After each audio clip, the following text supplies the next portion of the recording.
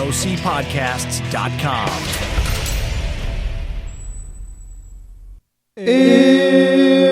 AirWreck Radio.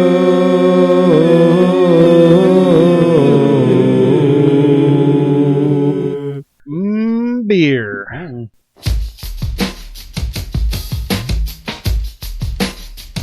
Well, here they come again. They heard that things were happening. With mics in front of faces, their lips begin a flapping. They talk about world and local news reports, and even Steph Michaels, cause she's a doggy whore.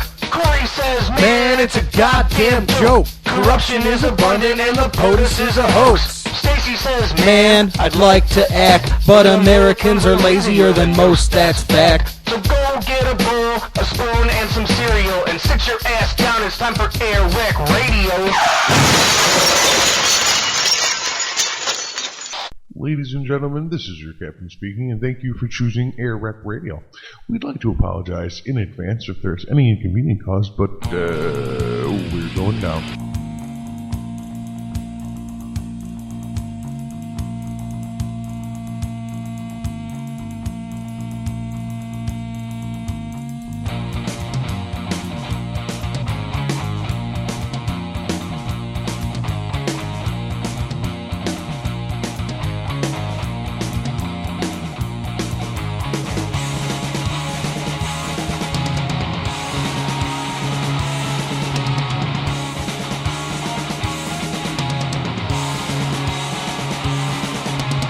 It is the 18th day of November in the year 2013.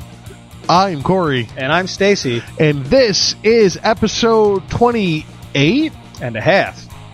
or something like that of AirWreck Radio. There's a reason why we call it AirWreck Radio. And someday, if you don't already know, you will figure it out. Yeah. AirWreck Radio is brought to you in part by Hideaway Brewery, which is the main sponsor of the studio, the Hideaway Brewery Studios. Fake radio doing fake reads for real beer. Delicious, delicious, real mixed berry light beer. Beer.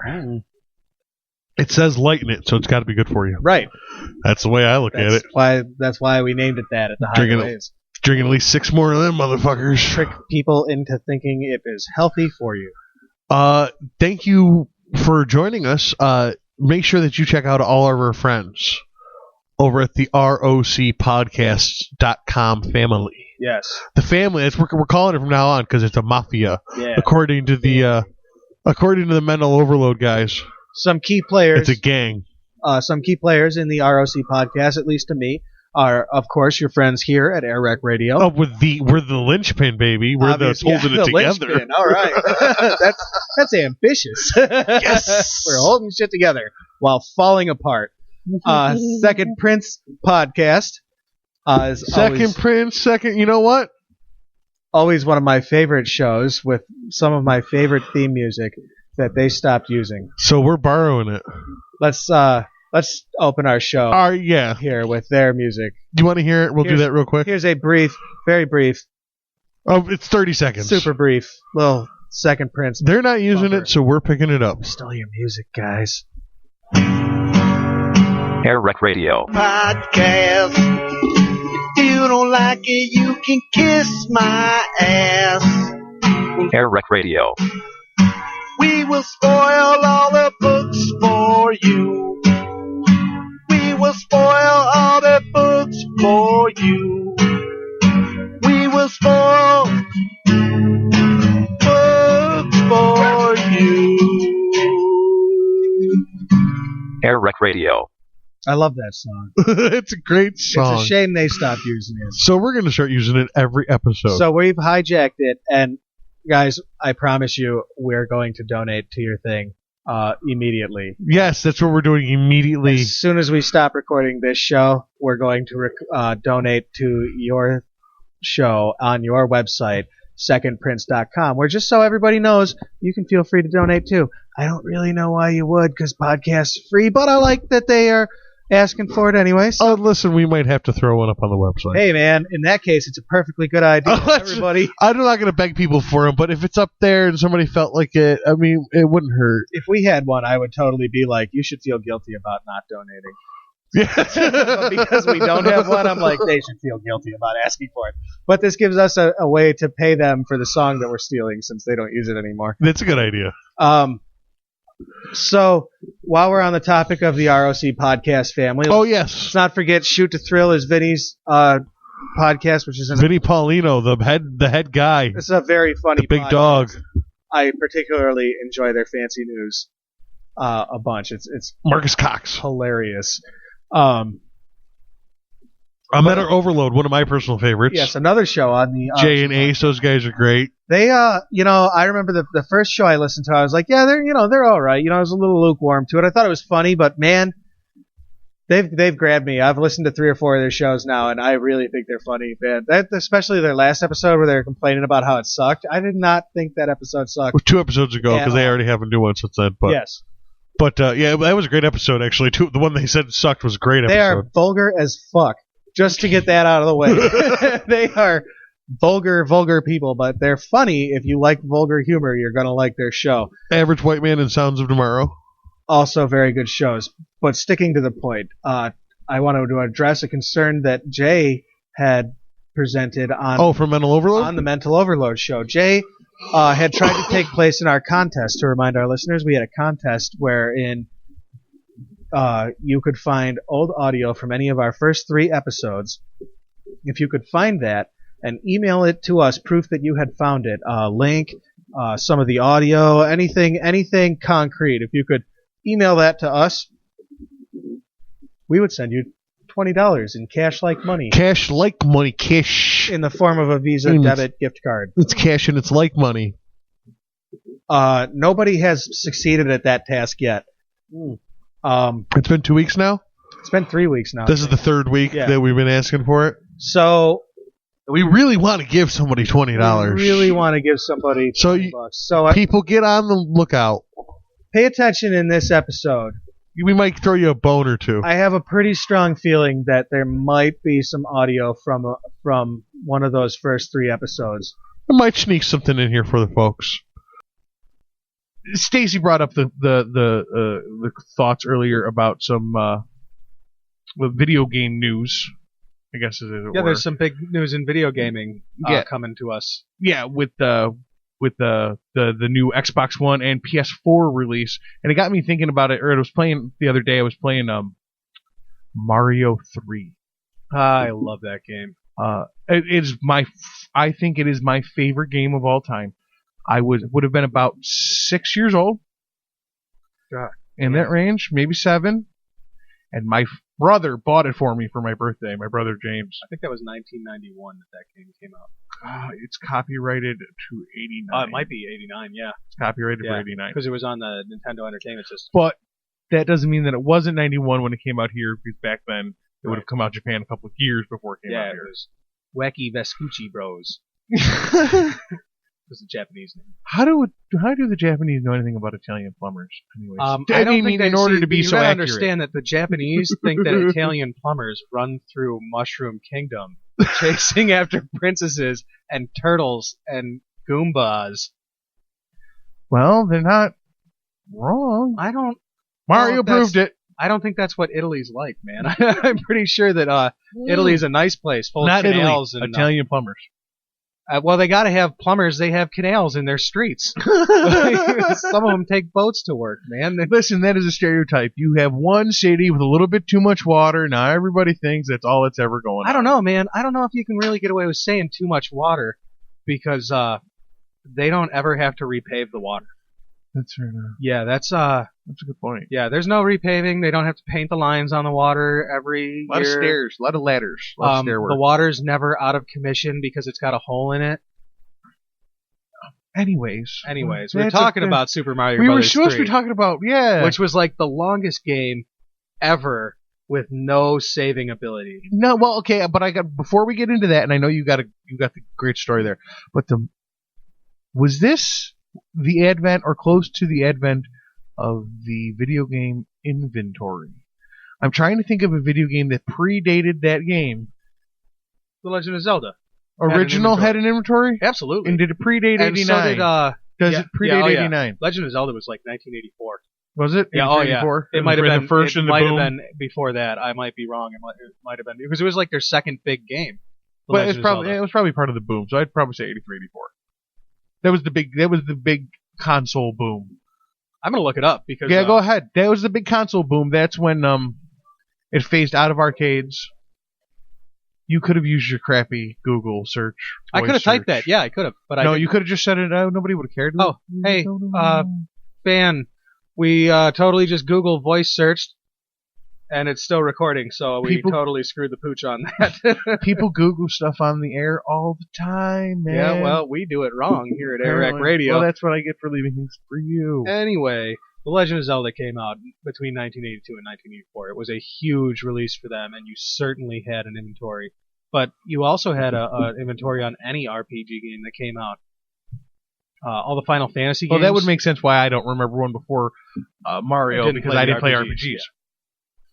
I was much more your goal-based side-scroller. Well, there was certainly a plethora of those. I mean, they had a lot of side-scrolling games.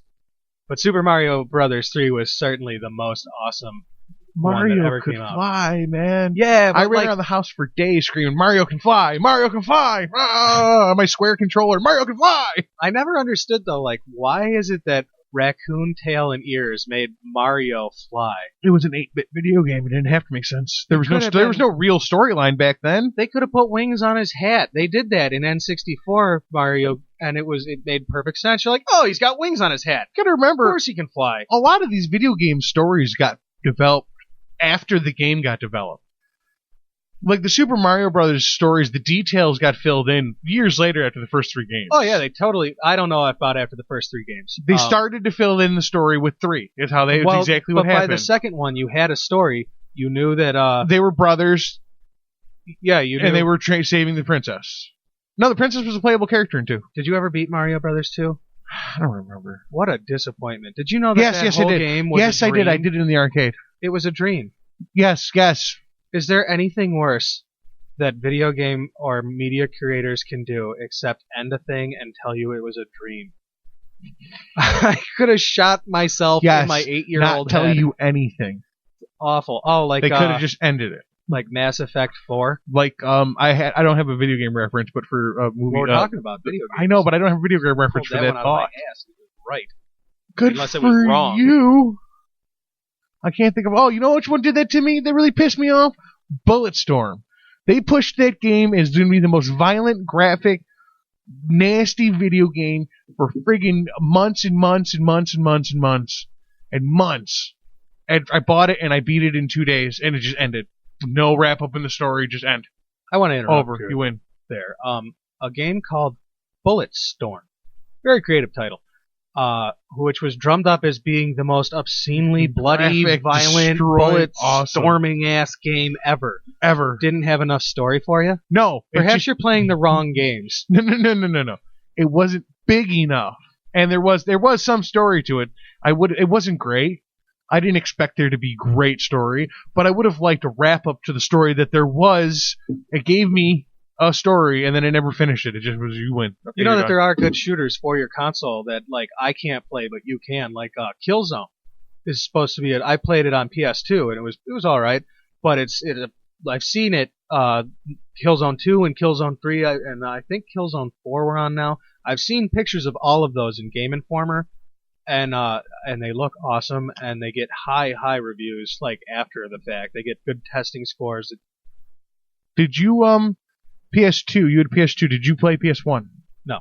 You did not have a PS1, so No, I was N64. You were N64 up until that point. Was it your phone that vibrated That was my or mine? I don't know if that got picked up on Blake. Well, it did because we're talking about it now instead of.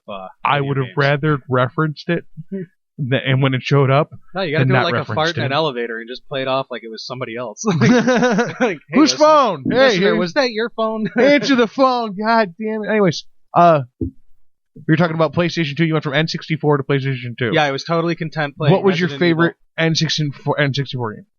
Oh, the first Legend of Zelda game, the Ocarina of Time. Ocarina. You can call me out for saying it wrong. I don't care. Who can say it right? I wish I could call you out for playing a game I've never touched before. You haven't ever played that game? Dude, get a Wii and play that game. I played Zelda, one of them, I couldn't tell you which one, for about 15 minutes, and said, where's Mortal Kombat? The Legend of Zelda was the first video game I ever really played. I stayed over at a buddy's house. I must have been, 8, and he had a Nintendo, but like we couldn't play it while the sun was up. So we had to like go and play around outside for all goddamn day. And who wants to do that when you're a kid and you got a video game that you've never seen a video game before? That was the first. I have to beat this game. That was my first all-nighter. Yeah, okay. Was on Legend of Zelda at my buddy's house, and I got like 3 levels in, man. I had the boomerang and everything. I was ready to go find Ganon, but that game was huge. I think my first all-nighter gotta beat it game was Doom 64. Was not a big Doom, because it was a PC game so much for so much longer, and I didn't have a PC until late. Well, see, I had Doom on the PC before I had Doom 64, but Doom 64 was way better. The only PC game I ever really got into was Warcraft 2. Diablo. I hear that's a good game. Diablo. I definitely heard that's a good game. It was the same thing in Warcraft. It was the same, Prince was the same platform. A lot of Skyrim people tell me they like Diablo. Yeah, Diablo, really? I loved Diablo. I love Diablo 2 and Diablo 3. I love Skyrim. That is the best $60 you can spend on a game, because I bought it, I think, a year and a half ago, and I will still pick it up and play it for months on edge. I find it interesting that you brought up PC games. Yeah, it's weird because I don't know much about them. Well, I find that they are kind of the unspoken voice in the video game world. But later on, I want to bring that back up, probably. Okay. About PCs being the unspoken voice. Let's see what happens. I found some interesting information that I'm going to impart to you people later when we talk about the Xbox One versus PS4 debate. I think later on, next week, we're going to have a contest for our listeners to tell us what Corey forgot about by the end of the 3rd show. It's going to be, just to let everybody know, it's going to be PC games. So he's going to totally forget about it, guaranteed. Is that what it is? I'm going to forget about That's PC. the answer. But see, now that you I was sitting here staring at you blankly, and if you had left it at that, I wouldn't have questioned you. I would have moved on because I was just processing how to do that.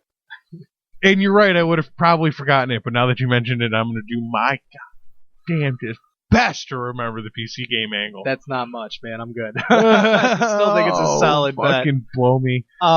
So Mario 3. Mario 3. No. My question was, I was back to screw you. Wait, do you have a point about Mario 3? No, I was just trying to steer us back. Oh, you're steering us back, but we had skipped over to N64, and that was where I wanted to be. Oh, well, we can bounce around, whatever. One thing that we wanted to talk about was what brought you from Nintendo to the advanced gaming world. What brought you from Nintendo to PlayStation? I was 20 or 21 or something like that.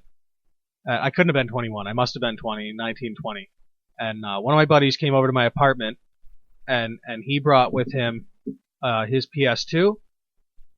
And on his PS2, we played Grand Theft Auto 3. And it was the most insane thing I'd ever seen in my life. I did everything that everybody else who's listening and ever played that game did. I got a hooker, I screwed a hooker, and then when she got out of the car, I killed her and took my money back. Give me my money, bitch. And then I ran from the cops, and it was an awesome, awesome game. I loved that game, and it wasn't long before I went out and bought a PS2. PS2. Grand Theft Auto was just they hit a vein that no other game had ever hit. You'd never seen it before. It was the debauchery vein. And it was so well done. Grand Theft Auto 3 through on was somehow they just hit this, you can do anything that you always dreamed about doing in the movies. Now you can physically control yourself. The banging hookers and stealing your money back, the being chased by helicopters and tanks and evading the police and gang violence. But beyond that, there was this really good story. This was like The Sopranos on a video game. It was a motivating story. It was a good enough story to make you want to play the next mission. Plus, as a game, it did everything. You got a first-person shooter. You got an RPG where you could run around. You advanced your character. You got totally better working cars. on your skills. You could race cars. It was there was a racing game in there that was perfectly competitive with any other racing game you wanted to talk about. And by San Andreas, you could customize those cars. It wasn't terrifically implemented, but you could still do it, and it was really cool how well put together those games have always been. I was a latecomer to the Grand Theft Auto world. I didn't get into them long till after the PS3 had already come out, and I was still rocking my PlayStation 2, refusing to move to the PlayStation 3. Hey man, I rocked a PS2 for a long, long time. And one of the games that kept me there was I found San Andreas. Yeah. And it was cheap. It was convenient. I said, all right, give it to me. I never played a Grand Theft Auto before. Oh, you played the one with Harrier jets first. Nice. And a jetpack. San Andreas. So then I had to go out as soon as I played it for like a day. I went out and bought 3 through. Played all of them. You know what always pissed me off about San Andreas? You could have a jetpack, but you couldn't have a Walkman on that jetpack. Every time you had the jetpack, there was no option for music. When you buy a game that you're not familiar with, and like there's already a sequel out, do you go and buy the first one first and then the sequel, or do you buy the sequel, then if you like it, you go play the original? I've done both. Like, which one do you prefer? I'm more inclined to save my money and check out the one that's newest, because it's probably going to be the best looking one, and honestly, I'm not like that's what I do. Super in-depth gamer. I don't have a huge gaming budget. I like to find games that are going to last me a while and really keep me entertained. So I like my Hitman series. Hitman was great. The God. last one was a little short for me. It was a little lacking on the meat. Yeah, but the great thing about Hitman is it just takes forever to get Silent Assassin. So if you want bang for the buck, I couldn't even do it. There were so many better ways to kill people. Like I was just like, Bengu fish. I know just what to do with Bengu fish. I loved Hitman. That the new one was great. It was great. It was definitely an awesome game. So we discussed N64 to PS2. Yeah. Now, after PS2, you didn't go PS3. I did not. No, Why? I went Xbox 360. Mostly because I was familiar with the Xbox 360. One of my buddies, again, this is, it's always a different buddy when you're changing up game systems in my life anyway. Hey, buddy. One of my buddies that I played video games regularly, he had an Xbox 360, and that's what I just got accustomed to, like, looking at his TV and playing his video games, and then going home and playing my PS2 and being like, man, if I had $400. But of course, that was a couple years ago, and I certainly did not have $400 when I was making like $400 a week. It was just there's not $400 to spend on a brand new Xbox, plus the $1,100 you got to spend on a nice TV to go with it. And man, I didn't have all that. But then all that shit went on sale, and I was like, Xbox 360, here I come. Again, late to the party, I rocked my PS2 forever. I think I went through 3 of them because I was willing to stick with it, and I kept beating them up. They were so cheap by the end. But I burned them up, but it was my fault. It wasn't like it was how many hours I played on that thing and let it run while I went over here. Yeah. And just didn't bother. I mean, and this is when you had saving technology. When you could save wherever you were. Who's got time to save? The pizza guy's here. And then you got to eat the pizza, and then you got to take a nap. You woke up and you wake up and you're late to work. Shit, I gotta go. Come home, realize this thing's still running, not frozen, and you pick up the controller and keep on going. It's cool. I'm in the middle of a cop chase. I'm ready to go right now. Been working. I'm home now. Let's go. Okay, but that leads back, and that's a backup. And we'll get better at keeping our thoughts organized as we go along. I have to make a correction to something I said, or my wife will kill me. I got an Xbox 360 because my buddy had one, but my wife bought it for me. It was the awesomest Christmas gift anybody had ever gotten me to that point. Note to the editor: we made a previous mistake while speaking. Yeah. Right. Please forgive us for our error. Don't kill me. Thank you, editor. So anyway, you were saying something. I was saying we'll get better at keeping our thoughts organized as we go on. Talking about video games, how organized can we really need to be? Well, that's true, but I want to bring it back to something we mentioned earlier because you just mentioned. We were just talking about leaving the games on forever. Oh yeah. You had a story about the NES. Yeah, Mario 3. This is the difference that I say all the time between Nintendo A and B, older, the way things were built, back then versus things built now. Oh yeah, you could totally get away with this move. I went through 3 PlayStations because I left them on too long. If you did this with a run them too PlayStation, hard. if you did with a PlayStation what I did with a Nintendo, your house would burn down. Yeah.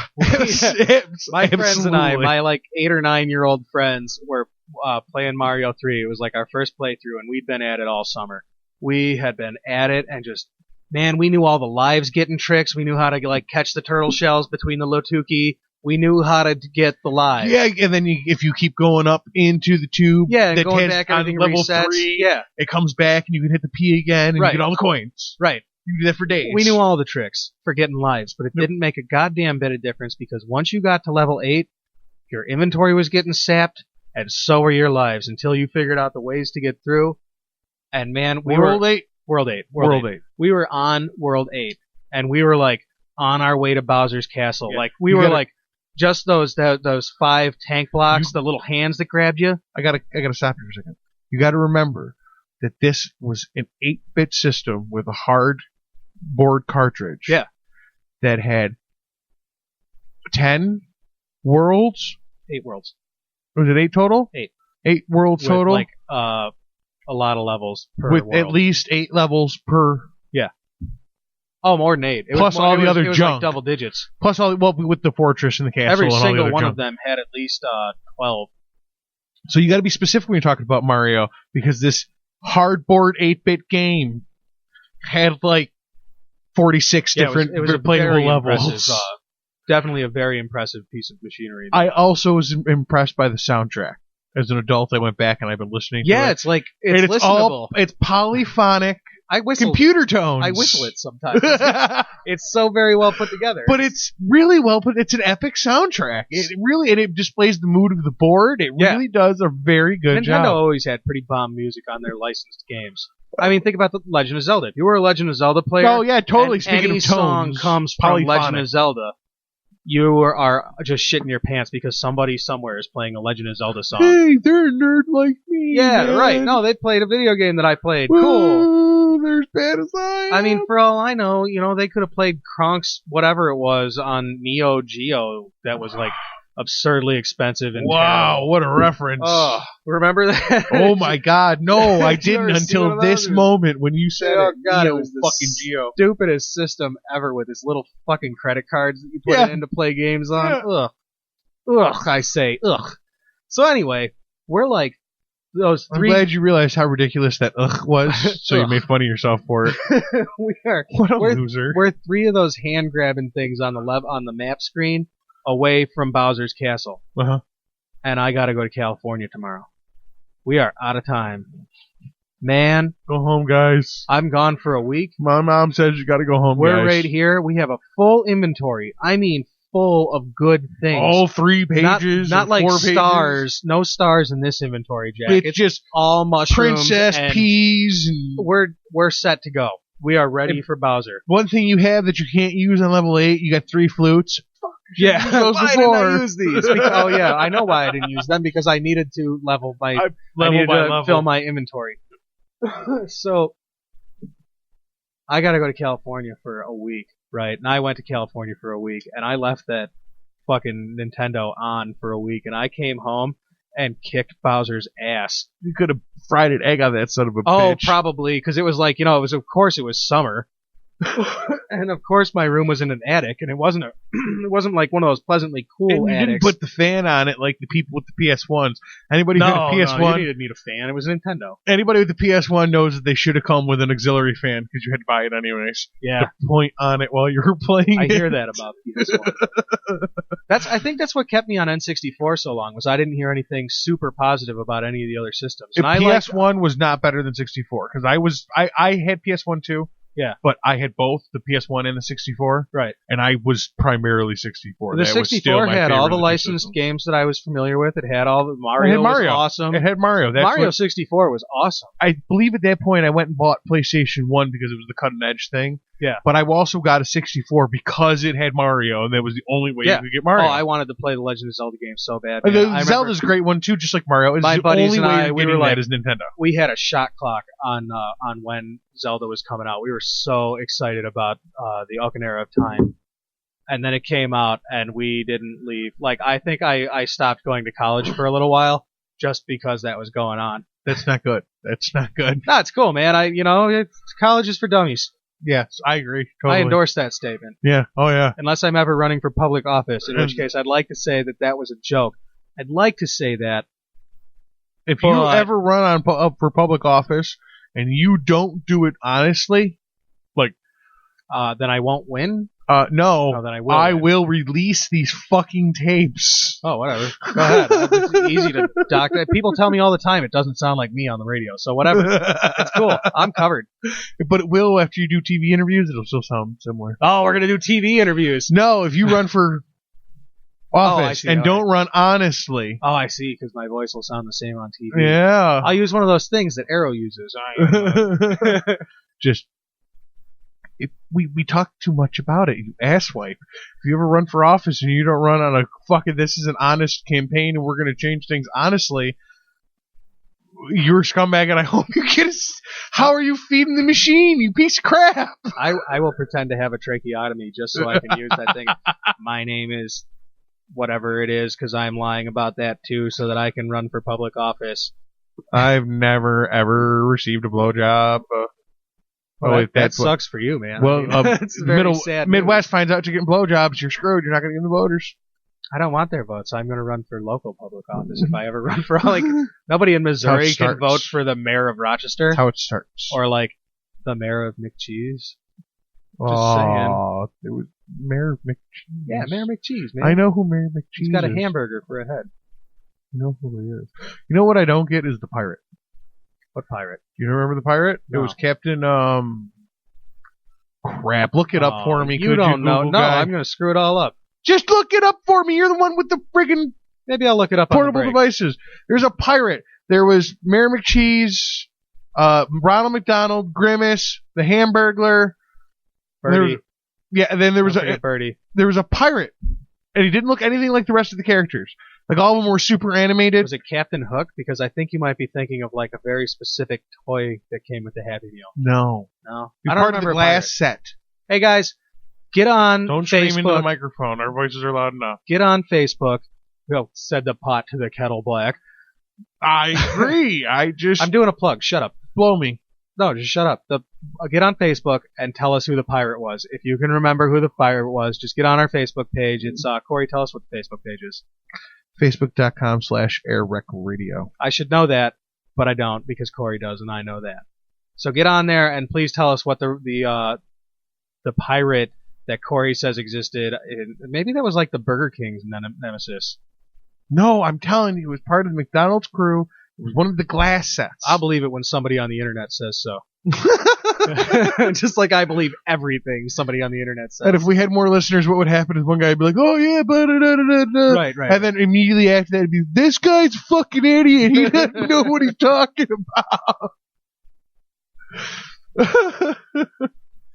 about. Where were we? Okay, what moved you from the PS to the PS2? What moved you to the Xbox? You went to a friend, your wife bought it for you. My beautiful, awesome wife bought it for me. It just happened to be it's what the I first had exposure. On. It was the first exposure. It had all the games that I had already played. I was again after you. I actually went and bought my PlayStation 3 because you had an Xbox 360. And now look at you. Yeah. Well, I was exposed to your Xbox, and I never really touched one before in advanced. You touched my Xbox? Yeah, in a naughty way. That's weird. We're going to talk more about that later when we do the right news. in its broken HDMI port because it was your old white one. That one was black too. Oh, it was black or it was your old one? Whatever it was. I never had one of the white ones. How did you not get a white one? I never had one. If you're going to get Xbox, you got to get a white one. Well, maybe my first one was white. I'm pretty sure your first one was a white one. I don't know. This is terrific radio, though. Don't worry about it. People will love it. Stop second guessing yourself and just go with it. I'm will making a satire love it. Of person will love it.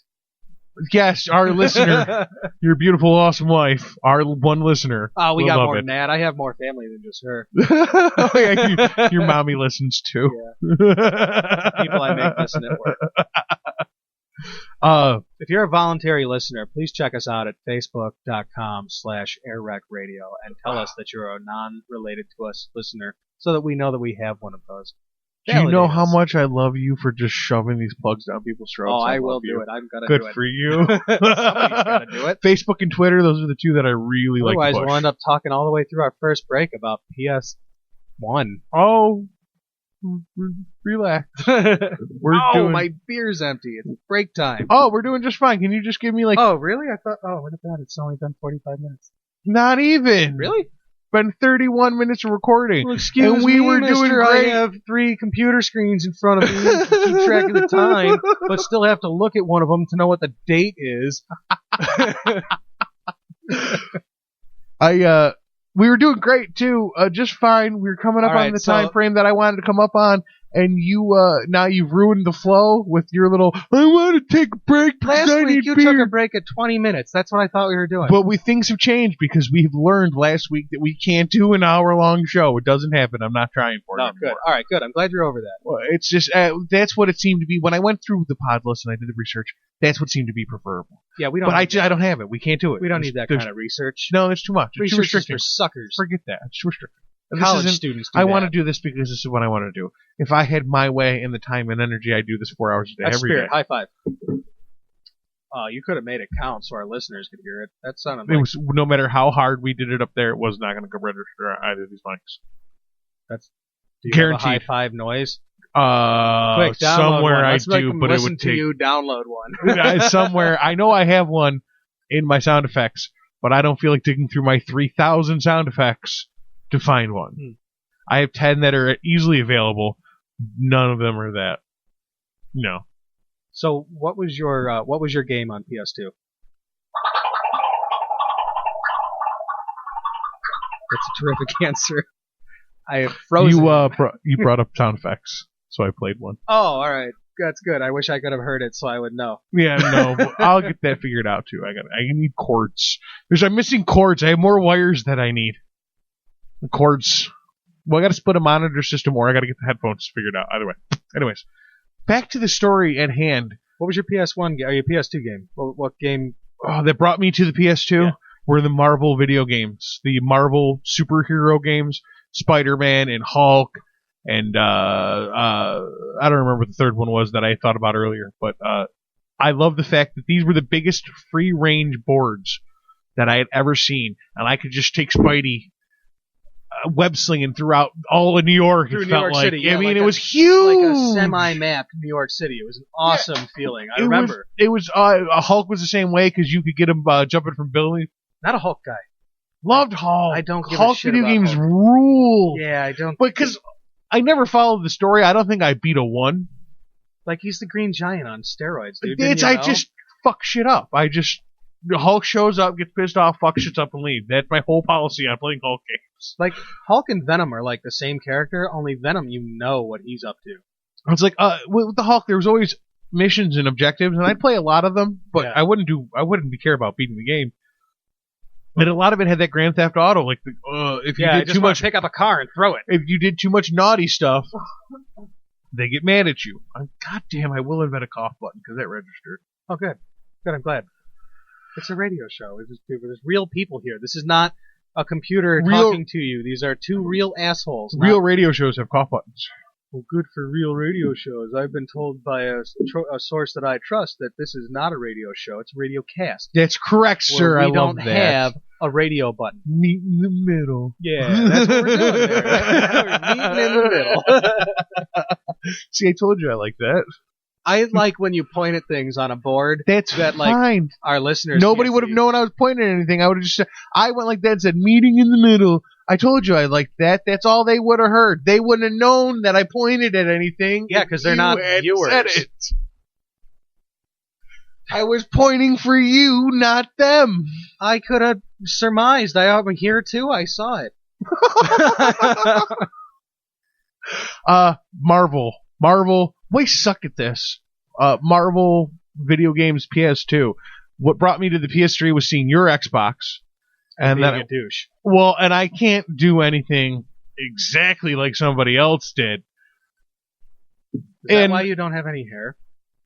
That, You see all the people with It your might- with you know hair, and that you're like, I- you know what? I don't want all that business. honestly, I wouldn't be surprised if that did impact my decision somewhere. Baldness. That's a pass for me.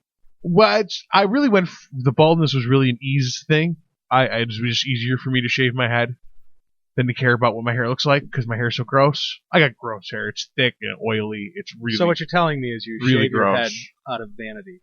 Yeah, totally. Yeah. Because I hate my hair. I mean, I look better without it. It's easier to do it. That remains to be seen. By you. Yeah. I've seen it. I haven't. I have. Neither have any of our listeners. No, and they never will. No, because they're listeners. Well, like, I could put pictures up and shit. Yeah, that's possible. Why would you put pictures and shit up? Well, now I am putting pictures of shit up. Oh, that's bullshit Phil. He's just poop with glasses. Yes. Yeah. And white gloves. On what? Just floating hands. That's Mr. Hanky, dude. We can't have Mr. Hanky. Yeah, that's true. Yeah. And then he'll have a Santa Claus hat. No, yeah. no. Great idea. But yours is a soft serve swirl. Yeah, like what you would get in an ice cream cone at a frozen yogurt place. It's what I picture bullshit Phil to look like. Anyways, like Dr. Phil's facial features. Anyways, so I went out and I was standing in Walmart and I had my money in my hand. There's my $400 or $500. Classy story. Yeah, it truly is. Yeah. We don't do classy around here. I don't know. Clearly not. No. You were standing in Walmart. Walmart. Listen. Going down to Wally World. I was standing in the machine. America. I was standing in the machine of America with my dollarins in my pocket with my dead presidents. You're being horribly racist. How the fuck could I offend a group of people that I am? Also, they can't listen because they don't have computers. Take that, poor people. Take it right in your poor hole. Listen, almost middle class. Yeah, almost. Someday. No, I'm talking to you. I know. Fuck face. Anyways, I'm standing in the Wally World with my dollarins in my pocket.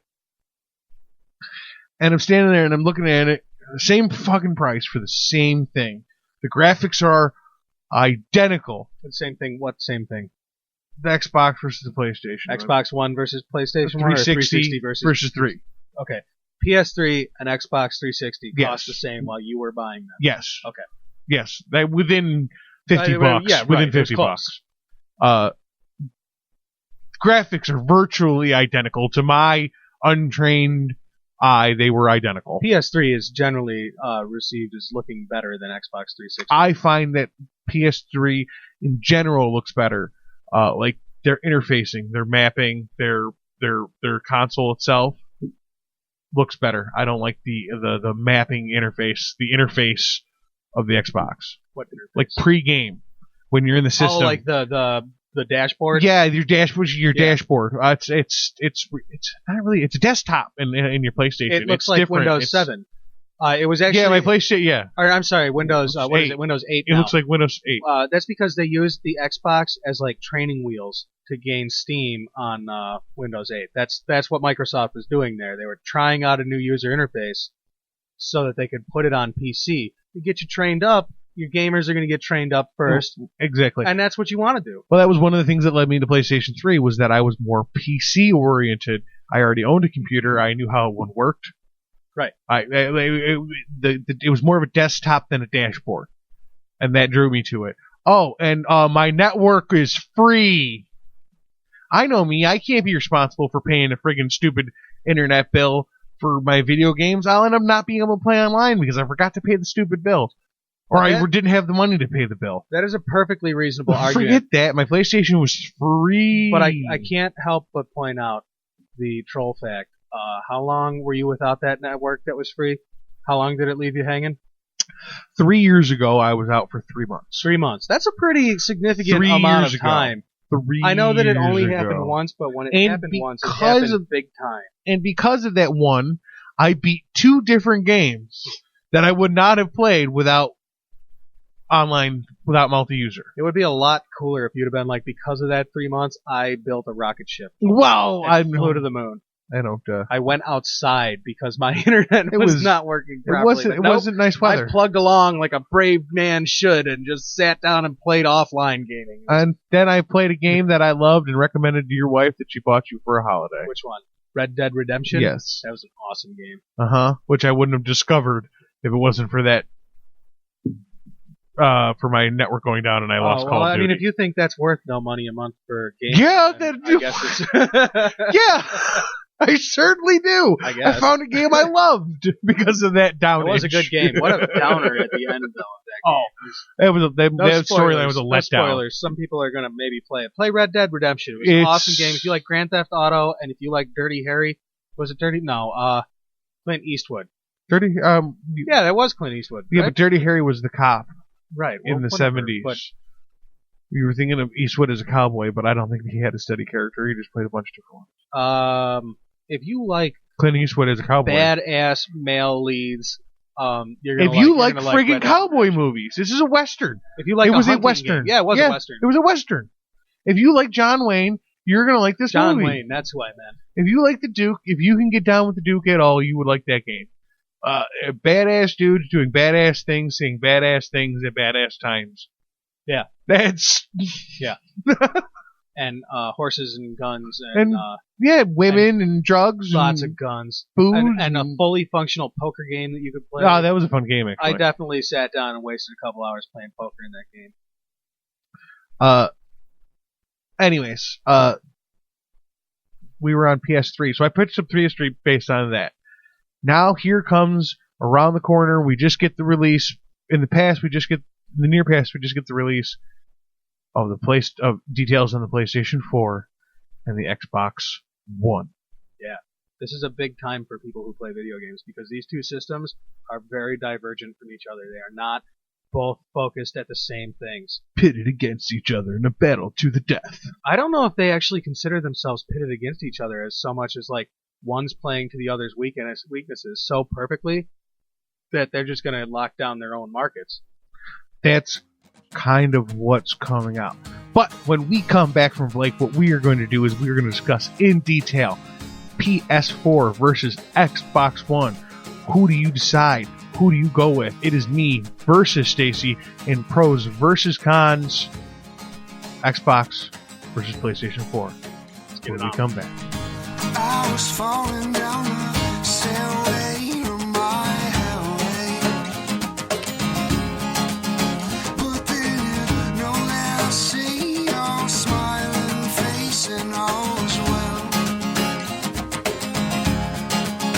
You know that I'm waiting for you for all of my life, because the clouds are falling.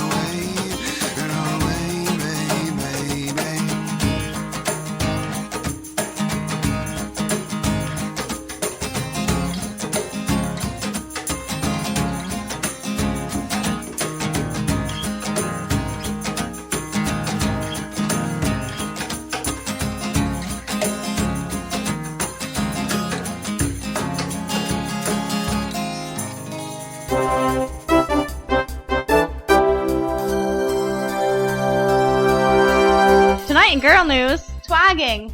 Google it. How'd you get a dog to do that? That was Girl News tonight. Thanks for joining us.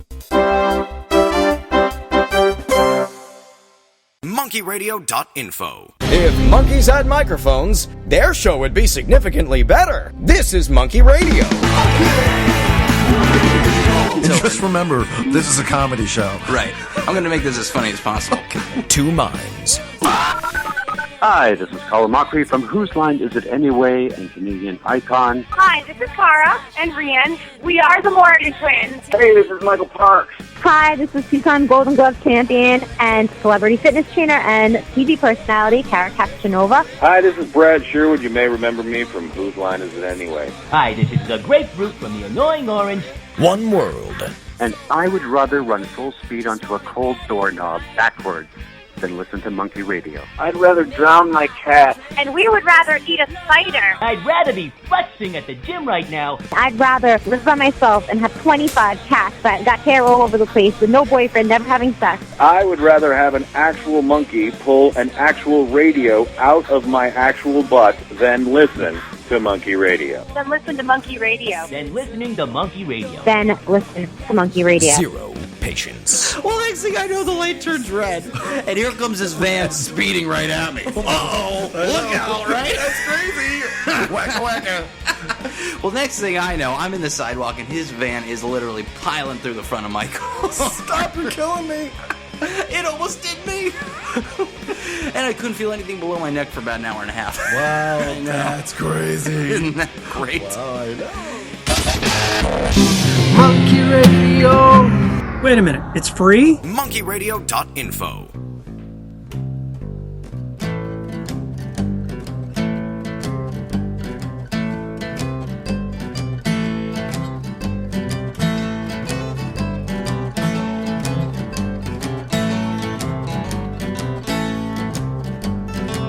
They're closing down the buggy whip. They're locking the factory doors. The year the horse is over, the motor car will roar. Down our streets and alleys, it never will be the same. Oh no, all in the name of progress. I think that it's a shame. They're closing down the buggy whip and locking all the doors. Hey, hey, yeah. What's the sense of being so speedy? Is life really better that way? The faster we go towards our destination, the more we gotta pay. That motor car's nice and shiny, but it can nuzzle your ear, oh no, and it don't know the way home. If you've had too much beer, they're closing down the buggy whip and locking all the doors. Hey, hey.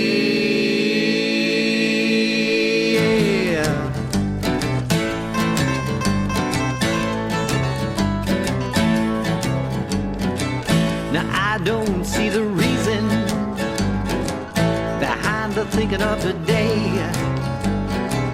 Some folks seem to want to rearrange things just for the sake of change. I always thought if it ain't busted, it don't need to be fixed. Oh no, I'm gonna hitch up my old paint and get out my buggy whip. They're closing down the buggy whip and locking all the doors. Hey, hey, yeah.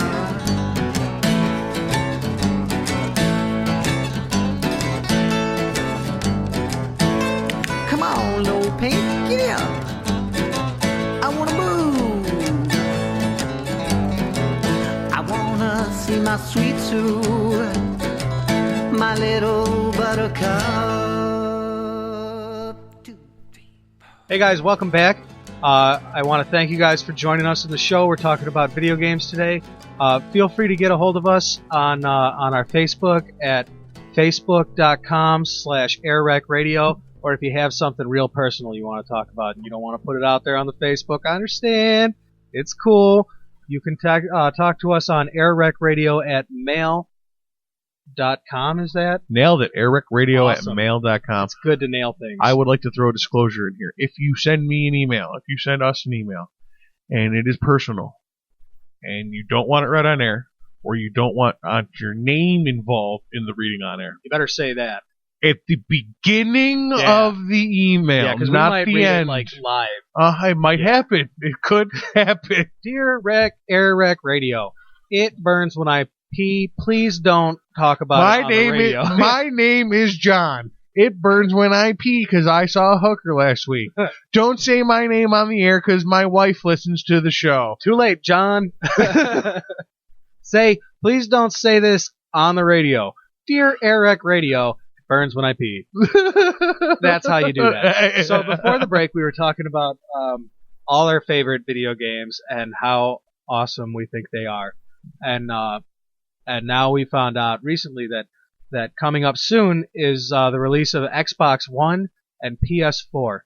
And these are two very different systems, and two very different markets are going to really love them, and the other market is going to really not love them. Here with more on the not loving is Corey. A lot of times we take opposing stances on different things, and when we came to this subject, I had to think about pros and cons with the information available at the time based on the press releases from both Sony and Microsoft. I really didn't have much information on the PlayStation. They've done a good job keeping information down. They have definitely kept quiet about it. What they have done is they have highlighted the game's graphic abilities and its hardware summary. Yeah. And what in the gaming world it's going to be able to accomplish. It's held additional features. It held speaking English, apparently. Oh, there it is. That's why there's a little gas in there.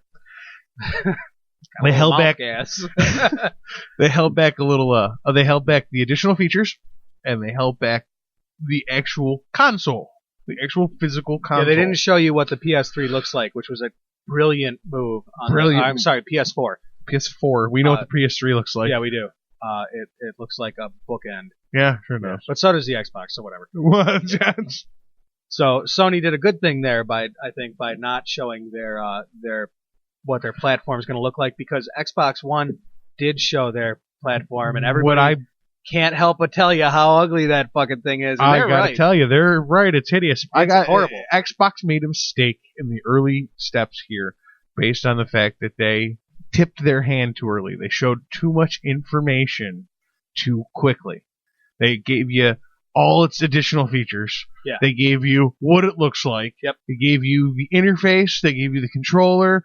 Games. What was that? Doesn't it? It plays video games, right? Yeah, it does. Are you sure? Yeah, it's like a side feature. Because I didn't notice when they were doing like the release. Angry Birds that for like $50. That it's got Skype. It's got Angry Birds. Yeah, you can Skype on the. That's one of the Xboxes. They're missing the mark with me on this one, because like one of the things that you cannot read an article about the Xbox One.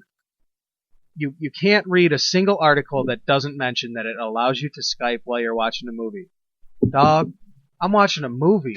I'm not trying to Skype with you right now. Okay, all right. I hate myself for doing this. We just had to talk before, but that actually, now that you say it like that, is a cool feature. Because I said it's not. Now you want to argue it? No. Well, go ahead. No, let's hear it. I don't know why it's cool. I know. My argument still stands before that. I already have devices that can do this. But date night. My buddy Jeff. You were on a date with Jeff? Who's in the Army, has a girlfriend back stateside. They both have an Xbox 360. They both play video games together. Oh, all right. Yeah, they could totally Skype. They could totally do a little date night thing, cool. watch a movie together. that's pretty cool. I think that now I already have a device that'll do that. It's called a computer. Your computer will My play video laptop game, like right now video games. You're gonna play Call of Duty, Modern Warfare, fucking 8. You would have to give me 5 minutes of actual downloading. But yeah, I can make that happen. I hooked my PlayStation 3 controller to it yesterday to play Mario. Well, look at you and your... you played Mario 3 on your computer. Listen, Flash Player does that. That's not really a computer thing anymore. I hooked my PlayStation 3 controller is hooked to my computer right now. Yeah. I can play any game and that requires a 6-axis server or 6-axis controller like a PlayStation 3 controller. Yeah. If I have the game. It's just maybe a matter of finding the game and downloading it. So why aren't we playing Mech Warrior instead of making a radio show? Oh my God, that is a great point. We could have stole that from the Pirate Bay. Download Mech Warrior. Write that on the board. No, I'm not joking. All right, I will. I'm not joking. Download Mech Warrior. Don't let the radio show die while I write it. I'm totally letting it die while you write. Anyways, so you have with the Xbox an all-in-one entertainment hub. And you are right that it is going to find itself a great market. I actually hadn't said that yet. Thanks for making my point. Oh, you're welcome. Crickets. No, I was doing it. We don't have to have a soundboard. I can just make sounds. Did you hear it? It was like real crickets, right? Let me do it again. Crickets. Crickets. Crickets. That's how you do it. Oh, Christ. So since there's no sense talking over those ridiculous ass sounds... Sorry, what'd you say, Stace? Not a thing. Move your finger away from that. You're killing the radio. You're murdering it with crickets. I was arguing why I was at the time before we got distracted. Oh, you were talking about how awesome Xbox One is going to be. No, not because it has Skype. Yeah, I said the Skype thing, and I asked you if you played video games, which you assured me it does, because, again, press release... They did not show mention any it. of the video games that it plays. No, wait, they showed a couple. They showed a couple of video games that it plays, but none of them were really like super, like, oh my god, it made race cars look real. I was done being impressed with how race cars looked real about 4 generations of Forza ago. I was completely satisfied with how fucking real the cars looked in a race game. How strange we are. I just said Gran Turismo. That's what I meant. Game. I couldn't think of Gran Turismo. I'm not a race game guy. Neither am I, but that's the one race game but that I like. is the one that was like super most impressive. Yeah. Xbox showed a couple of games, but they were, I mean, whatever. It's games. They look great. They look as good as the next generation console should look. I want to see how they play.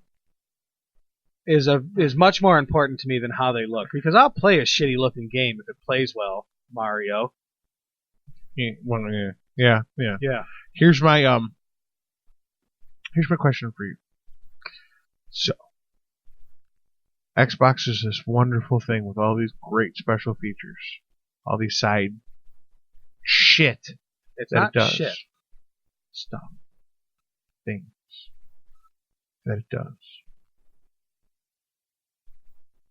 Knowing that it's a Microsoft production. What are the odds that there's going to be pay-to-play gateways? Oh, you already can't just go out and buy a used game for an Xbox One. Apparently, their thing is you still have to pay for a play license to play an Xbox One game. I'm not even live. talking about used games yet. Oh. That is an issue. All right. But I'm not even talking about used games yet. What I'm talking about is how many special features, how many advanced features are going to cost extra. Xbox likes to charge you extra. Yeah, but they're not going to charge you out of the market. You know what I mean? They're not going to run their people out. They can't. Well, it's Microsoft. You made this point earlier. It's Microsoft. They can't run themselves out of the market. They own well, they can everything. run. If they start nickel and diming, if they start being like, oh, you just charged your battery, that'll be 5 cents. Well, no, but 99 cents to be able to Skype while you're doing your movies. You have Skype, you can just use Skype, and you got your Netflix. I don't think and that's you can have a Netflix, but fear. to make them patchable, it's 99 cents. I don't think that's a reasonable fear. It's that in particular example that you just used is. It was just a guess. I mean, that was just. But I mean, it's such a launching point for them that hey, you can watch a movie and Skype at the same time is like the thing that they talk about. They're not going to charge extra for that. That's what you get when you buy their system instead of a PS4. I know you were just making an example, It's but just I'm a going to general refute it example. like it's the example you made. All right. Let me make another example. Interchangeable cloud information. You want to be able to move information back and forth from your Windows 8 device to your Xbox. I believe you can already do that. I can do that with my Windows 7 devices. With your Windows 8 device, your Xbox, and your Windows 8 phone. You want to have these systems be totally integratable with a internet backup. They will a cloud backup. That's how it works, actually. That's how it's projected to work, is all cloud memory and blah, blah, blah, and a bunch of sharing between devices. Okay, and by the way, you have 1 gigabyte of shareable information. Whatever. Anything past that. You also have a 5 gigabyte costs money. hard drive. Anything past that 1 gigabyte of shareable information costs money. I'm good with that. That doesn't offend me. I got Wi-Fi, damn, man. It's not a big deal. I'll share from my computer. But that's just another example that my uneducated ass pulled out of my head. I'm sure there's a million different examples that somebody else could come up with. If it's 1 gigabyte, it's 1 gigabyte recurring. It's not 1 gigabyte forever. What's not important is the specific example is Microsoft, who's prone to pay-to-play situations. Oh, well, I mean... Are they going to try to put that kind of situation in Xbox? Because they really could. I'm pretty sure 99 cents here, 99 cents there to be able to use this feature. I'm pretty sure that the hypothetical situations that you're speaking of, I could quickly say, well, don't you think PlayStation could do the exact same thing? And they sure could. They absolutely Why wouldn't could. they? Why couldn't they? Based on a history of charging to play, Sony is less likely to install a situation like that than as Xbox, who, by the way, Sony has not come out and said publicly any which way whether they're going to allow used games or not. You suck at this. I do. I'm pretty sure you're the one freezing up over it. You distracted the shit out of me. I can edit any crap out later. Because I'm awesome and distracting. Yes, this is true. Guys, if you don't know at home, you can check us out at facebook.com/AirWreckRadio. Where you will also not find a webcam to know anything about what's going on in the studio right now. But if you could, you would see Corey freaking out like a gorilla. You did so well. You did so great for 5 seconds. Right there, what you did was you picked up the reins and you took the show and gave me a second to gather my thoughts back to where I was. Yeah, and I totally derailed you. And you totally derailed it. Yep. I had to fix it for you. That's what I'm here for. That's why I'm on the radio, Corey. It's not because I feel like making a great show. It's because I feel like making your show great with moments that will contrast with these terrible moments someday. Someday, somehow. Someday. So anyway, Sony is less likely to use a pay-for-play system, as they've proven with their past. Yeah, it's totally free to get Xbox online with them. Is. Yes, and all their downloadable content is cheaper and more accessible. Also, they're much more friendly. PS4 is much more friendly to third-party developers, which is like your indie games. Have a much easier, because it's like open source Rockstar? Or whatever it is. I don't know, not Rockstar. They make fucking Grand Theft Auto. They're still an indie game. Are they an indie game? No, they're not. They're a fucking mega game corporation. They're still an indie game. I'm talking about the people that originally made Pikmin. The people that made Angry Birds to start with. Indie gamers game programmers, can make games easily for the PS4. They have a little more difficulty with that for the Xbox because Microsoft sucks at that kind of thing. They're not good at sharing. They're not. They've always been very that's ours. Aggressive towards independent. You can't have that. That's ours. Exactly. You want to buy it? It's for sale. Money. Totally chasing the dollar. But you know what?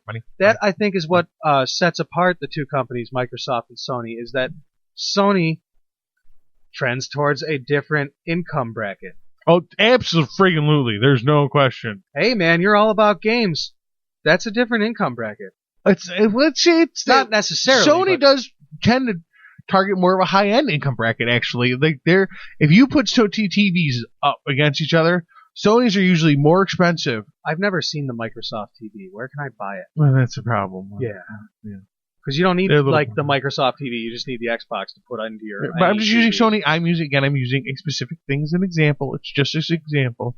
Sony TVs, for example. Yeah. If you pit them up against the other TV manufacturers, They're more expensive. Are more expensive and of better, if not the same quality as the other top of the line. Wouldn't know. Never owned one. Too expensive. They're too expensive Yeah. because they've always had a business model of they would rather sell, instead of selling 1,000 units for $1, they'd rather sell, one unit for $1,000. Yeah. But again, I've never owned a Sony TV because I wanted a big TV, not an expensive TV. Yeah, that's true. I agree totally. But the price ranges are still going to be competitive, both PlayStation 4 and Xbox. Oh yeah, they'd probably be right on price point with each other. They can't not be. Otherwise, one would just totally dominate the market. If one is $100 more than the other, It wins. See ya. It wins. Yeah, the cheaper Period. one wins. $100 is too much for the market to really. Only the hardcore loyalists, and I raise my hand, would probably still buy their intended brand even if it was $100 more. I don't think there's any chance of a PlayStation being $100 more. No, neither do I. Not But a if chance, it, though. but I would be if more it inclined were, to think the Microsoft product would be more. yeah, me too. But if the PlayStation were $100 more, I would still play PlayStation. Really? I'd still buy PlayStation. I still would not go Xbox. But I'm not looking for the same thing you're looking for. You're looking for an in-home entertainment hub system. You're looking for something. You're looking for something integratable. Well, yeah, just now. You're looking for something integratable, mobile, easy to use. That's not what I'm looking for. I thought we were talking about playing video games. I want a game system that has shown me that they are dedicated to making my video gaming experience the best it can be. Not my video movie watching experience, not my Skyping experience, or my downloading music from my phone, which, by the way, I will die before I use a Windows 8 phone. Oh my God! Yeah, no, gag me with a spoon before I do that, please, please. Like I thought about it. I seriously thought it because I was like, I'm totally an Xbox guy. Yeah, I'm probably gonna look at the Windows 8 phone, and then I was like, wait a minute. We're both PC guys. We're both Windows guys. I'm not that much of a. I don't play enough games to warrant my cell phone being chosen, or like my operating system. Are you kidding me? No, I'm an Android guy all the way. Which I know you're not, but no. But I will take Android over Windows 8. I would take iPhone before I took a Windows 8 phone. Are you Good kidding for you, me? sir. No, that's first off. There's only one phone that does it, and nobody has it. So I mean, sure, it's gonna gain some ground eventually, but right now, Android. What will gain ground is Xbox. Android is proven. iPhone is proven. Windows 8 phone. Listen, Windows 8 isn't even proven, and if you all remember a thing called Windows Vista, you will remember being horribly disappointed by a Windows product. I had a Replace your Windows 98 with Windows Vista. You're gonna love it. Now my computer doesn't work because it takes so much goddamn RAM. Now they fixed it all, but they still had that issue, and they still put it out to the market. That really tarnished their good name. I was given a computer. I was told when I was handed the broken computer that the motherboard was fried. I said, the motherboard's fried? What happens when you fire it up? So I fired it up. My mom gets stoned. I fired it up. It loads the Windows screen. Motherboard's not That's fried. not your motherboard. Motherboard's not. Windows, half the screen goes pixelated, freezes entirely. I look down. This system needs a reboot. At the computer sticker, Windows Vista. Ah, there you go. Well, and there's your problem right there. I formatted it back, put XP on it. Which is a great. You could still be running XP I am. today. Neither of these computers. I lie. I actually am not running XP anymore. I think most of the computers at most of the jobs I've ever worked at were running XP, including jobs I might currently work at. There's a reason why you would still be using XP at your place of business, is because it is still the most reliable networking professional operating system there and is. certainly even over Windows 7. Windows 7 is a great home, but it's not as good as for business as XP was. All of the products most businesses still run on some sort of DOS base too. So I mean, who needs anything newer? You don't need business doesn't need to be at the cutting edge of computing power, unless you're in the computing business. Right. But if you're a gamer, your PC is super kick-ass. See, that's the, I think, okay. That's the perception. We talked about it for a while. I want to know, vote as of now, before E3, before the big video game conference, before we see side by side all the features, laying it out on the line, what they can do, who came out of the gate stronger, PlayStation 4 or Xbox? For me, Xbox, but PlayStation 2, or I'm sorry, PS2 is Why awesome. do you care? And every time you do it, you go back another generation. Last time you did it was 3. Because I haven't had one since 2, so it's natural for me. I won't ever say PS1. PS4 came out with a really strong gaming console, and I think that they're going to really knock it down with gamers. They really got that market down. But Xbox has got something that PlayStation doesn't have, and that's a user interface that like, I can say to my Xbox, Bing, yo Gabba Gabba. Bing finds it on Netflix. All I gotta say is play next episode. Bam! My kid's watching TV. Now I'm free to do something. When I say my kid, I mean like my little 1.5-year-old who can be watching Yo Gabba Gabba for a half hour while I make breakfast. It's a great user interface. I mean, it's got its glitches. God forbid you're watching a movie and anybody says Xbox pause in that movie or anything that sounds even like it. Because you're going to be like, why did the movie just stop? Because that happens. Scratch your head, suddenly the Kinect camera thing comes up and shows you, and you're like, I just want to see the screen. How do I make this thing go away? And there's no easy way to do it. You press the B button on the controller. Yeah, it goes back to the menu screen. But I think they'll have the kinks worked out of Kinect. I was going to bring this up, and I wasn't going to, and now you bring it up again, so now I have to. In order for Xbox One to operate properly, you have to own Xbox Kinect. It comes with it. It's not you have to own it. It's part of the package. I'm not saying you have to pay extra money. You have to own and use it. Yeah. They are slowly forcing you to have a camera in your living room that you don't know. I wasn't going the Big Brother route. Oh, you could. It's totally viable. There's way nothing totally wrong easy with going. and connected to the internet. I think about it frequently. I'm gonna put a little definitely think about the fact that like just because the lights aren't not on doesn't mean this shit's not on. Put a little handkerchief over it. Who's got a handkerchief, man? There's Kleenexes now. You can't have a piece of trash just floating around your living room, though. A Kleenex is not going to work because you can practically see through it. Especially since it probably does infrared and you don't know it yet. Yeah, it does do infrared. It can do sonar for all you fucking know. That's how it works, is infrared. Great. So it can see your body heat. Yes. Neat. That's how Xbox Kinect works. So how exactly is a handkerchief going to dampen that? It's not. All right. It's a visual joke. Let Big Brother in. He's only going to I wasn't going to go the Big Brother route. What I was going to go is the forced control route. I like, as a video game guy, and we're talking video game systems, I like my controller. I don't like being forced towards an interface that I find to be novel and fun, but I don't find it to be really practical for the things that I want to do. Well, unless you wanted to play Xbox Kinect specific games. If you were playing Dance Dance Revolution for Kinect and didn't want to play with Kinect, well, that's too bad for you. You bought the Kinect one. But you could buy the controller one, and on most games, like Skyrim has Kinect commands, and it's a voice thing. You could, because it saves you a lot of searching through menus. You can be like, quick map, and suddenly you're looking at your map instead of like scrolling through 2 button press menus, which is not horrible, but it's bad enough. Kinect is it lets you have this different control option, but it's an option. I have never ever played a game that featured Kinect where you couldn't shut the Kinect off, because it's not perfect and they know it. And they know that some people are going to want the controller, so they allow you the option to turn it off, and they will continue to do that. I'm convinced that they will continue to do that, except on Kinect-specific games. Well, if a Kinect-specific game would be... Obviously, you couldn't play Wii Sports Where? On a PlayStation. It wouldn't be the same. It just it's not the same. It's Why would not you gonna even work. bowl with a controller?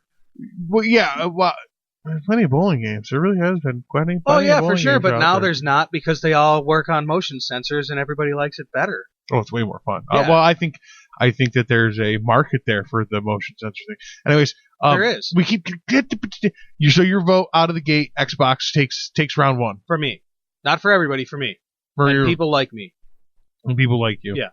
I have to say that my statement is a little broader because I think we have a difference in ideology. Is a little bit broader. That's What? a song. Is it? Yeah. Okay. MC Front a lot. Oh, sorry. I wish I had. God, we should write him a note. You should. We should email him. You're the host. Do that. You're the producer too. I mean, one of those two things makes it your could job. you do me a favor? Say a favor as a co-host and sidekick. What? Write that on my board so I remember to do it. Damn it! I'll write it after the show. Okay. Crickets.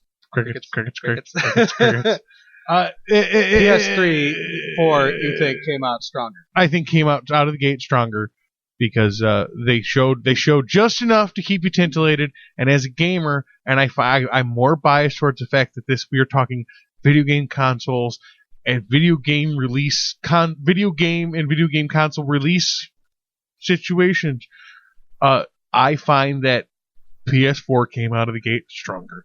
So at the end of the pros and cons, nothing's changed. You're still Xbox, and I'm still PlayStation. That's a fact. But I have a point that I'd like to make. You talk about. I thought we were talking about video game consoles. Well, someday, one of these video game companies is gonna be sitting in the unemployment line, rocking back and forth, hugging their knees, going, "I thought we were talking about video game consoles. I thought we were talking about video game consoles," and they're gonna have lost the market to Time Warner Cable, who runs the internet game, and Xbox, who runs the there's going to be a company game. There's going to be a company sitting in the unemployment line going, "Oh, that's right, we already did that once. All right, we already did that once. We already built an all-in-one entertainment system, and it was called the computer. Oh wow, that plays video games." Yeah, but you're never going to get people on the computer like you do on video game systems. There's so much. Look at how many buttons are on your computer and how many buttons are on your video game controller. I have to point out that my video game controller is currently connected to my computer, so that when I am video gaming on my PC, I don't have multiple buttons. I have a controller, and I use an interface controller that I'm familiar with because I connect the controller I already own from a company that already made it, that I'm familiar with. I don't think that you... I connected it for my video gaming. I don't think that you represent a very broad spectrum of consumers. Okay, here's my point, though. Hold on a second. My computer has an HDMI output on it. I hook it to my big television. My computer's got 8 balls. That's your truck, turd. I don't have a truck anymore. It died. It was a turd Ferguson. Now I have a Pontiac, and I do think it's a Cadillac. Poor old... That rattles. Poor old, and ticks. Poor old inappropriate bell. Ding, ding, ding. I don't feel like dealing with the sound effects. Well, that's what happens when you do a bad joke. Oh, you're the one who started it, you asswipe. I started it strong. So anyway, I don't even have a response for you. That is how annoying that is. So at the end of the day, we represent two very different kinds of game console users. Well, I was making a point. Oh, were you? I was making a point. Were you? We got off. Are you sure? Yeah, I'm sure. Do you remember Believe it or not, yeah. Believe it or not. What was it? My computer's an HDMI point that I hook to my big TV all the time to watch video games, to watch movies, play my video games, do my Skype on my big 1080p in HD, beautiful fucking TV. I do it all the time. And you know what I use for an operating system? Microsoft Windows 7. Sony doesn't have a computer operating system. You're right, or I probably still wouldn't use it. No, Windows 7. You know why? Because they did it right the first time. Because you found an unlocked copy of it in no, a parking lot. It came free in the computer that I bought. It came on your computer you bought? Good for you. Good for you. Good for you. I am currently using a Kindle, which has the worst internet. Oh my God. That whatever it is. Even the new one? I have a Kindle Fire HD, and its internet, web browser is terrible. I only have access to the old one. But its capabilities are so far beyond. I doubt it, knowing Android. No, its capabilities are really good. You can download a different web browser and set it up as your primary, and it's totally awesome then. Oh, you can use a secondary web browser? Absolutely. Like you can with Apple products too, but Safari really works so well, you never do. Dolphin Browser HD at dolphinbrowserhd.com. And shameless plug. You're welcome. Dolphin Browser HD. I need a notebook that I can write things down easily. Because that little production, little shameless plug production I like to make. You like that? Yeah. I don't even know if that's actually the website, but you know what website I guess. do know? Put it into Google. www.facebook.com/AirWreckRadio. Guys, please say stuff on the message board so that other people know they're not the only listener that we have.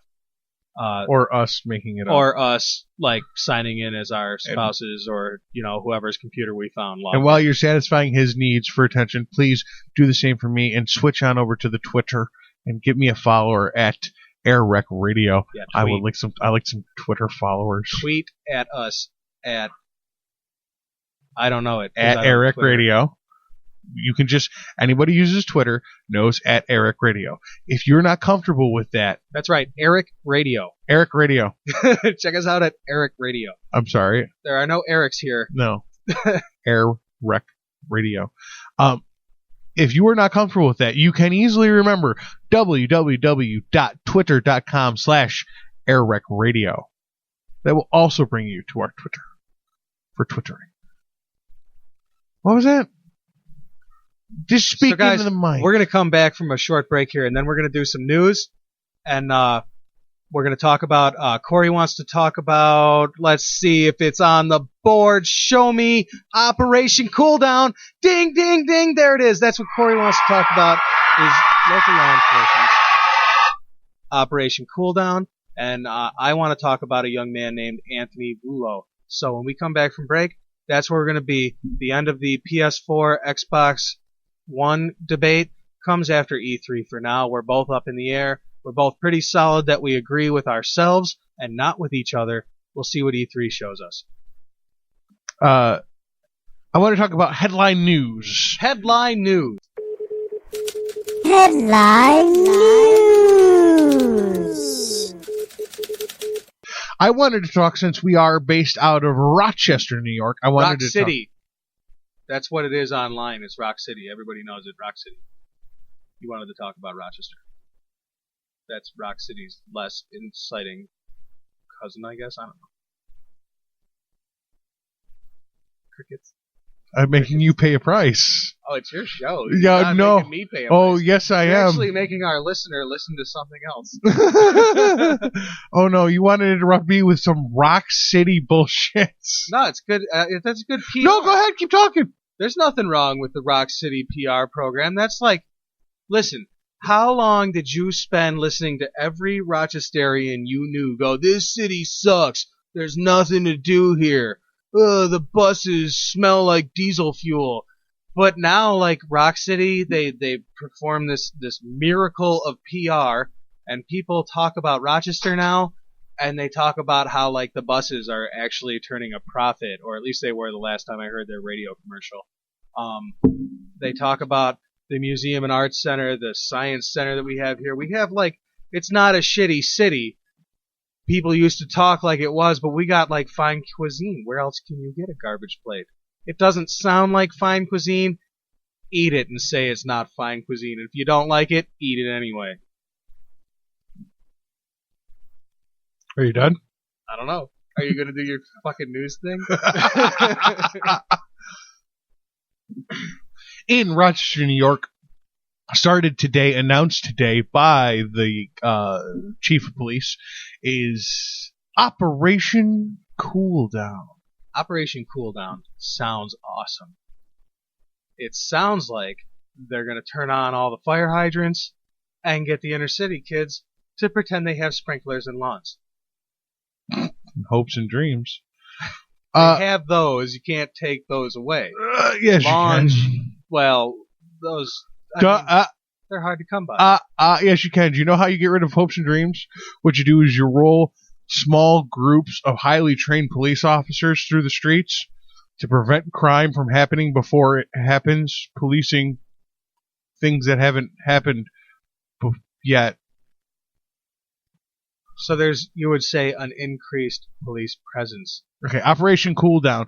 The Rochester police and surrounding police units are working in an inter-unit task force to put a stop down on the crime. What happens every year is after the winter comes, everybody gets out of the house. It's time to get the fuck out of the house. Absolutely. You've been cooped up all winter. Get the dust off you. Everybody, doesn't matter who you are. Yeah. Well, that happens in the hood too. Problem is when they do it, here comes all the accessory crime. Now, I'm not saying they come out of that. I'm not saying anybody comes out of the house to commit crime. But when you have that many people who live that close to each other, some people are definitely coming out. And everybody, everybody is, but not everybody. Somebody is. One in some number. When you have that many people living that close together, and they all come out at the same time and hit the streets, you're gonna have conflict. Yeah, absolutely. I like your stuff. Give it to me. Yeah. Yes. Because I need new stuff. My stuff is dusty and smells like my house. Your stuff is dusty and smells like your house, and I want it. That's, I believe that's what they call an air freshener. So every year at the beginning of spring, when spring really kicks off, there's a pretty noticeable spike in crime. And every year, they call it a different name. This last 2 years, it's been Operation Cool Down by the Rochester Police Department. Rock City Police Department. Operation Cool Down. Woo! RPD. Yeah, those guys. Okay. Hey, you! Cool down. Hey, you! Cool down some more. These are shotgun blasts. Oh, good. I can't hear it. No, it's not fair.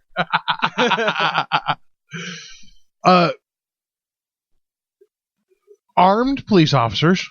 As all police officers are. And should be. Certainly, I think we both agree should be. Well, no, I want English bobbies. I want English bobbies to walk the street with their little sticks and tell you, hey, who goes there? What are you doing? Nothing to see here, folks. Go home. Me, criminal McBadman. Bang, bang. McBadman with illegal gun. Boom. Dead, unarmed cop. Yeah, that cop needs to be armed.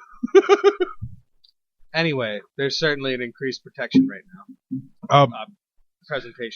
Presentation, they are using every available resource and unit, an available police unit, to use a multi-unit task force to roll the streets of Rochester to try to stamp out crime. Now, I'll admit to you that this increased police protection does result in a temporary decrease in crime, but it's not as affluent as people say. They say, well, here's the numbers before and here's the numbers after. But the numbers spike after spring and would naturally come down a little bit as time goes on throughout the year. This increased police presence does settle them down maybe a little bit faster, but only temporarily while this increased police presence is able to be maintained. You cannot maintain these resources for any extended period of time. They do it for a couple of weeks, a month. And again, I used the analogy when we were talking off air. I used the analogy of cockroaches in the light. When you turn the spotlight on, all the cockroaches run under the floorboards, absolutely. But as soon as the light has to go off because you're out of energy, the cockroaches are going to come back out from under the floorboards. What it is it a delaying tactic. But whenever you have a delaying tactic, you automatically reduce the net value that you would have had to deal with.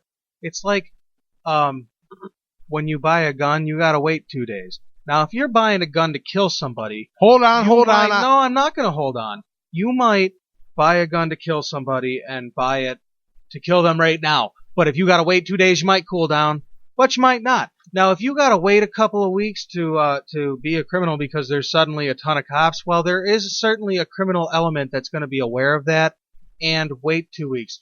But you're going to cut down on the cool down factor because your people whose tempers flared are going to be less likely to react as sporadically as they would have thanks to an increased police protection.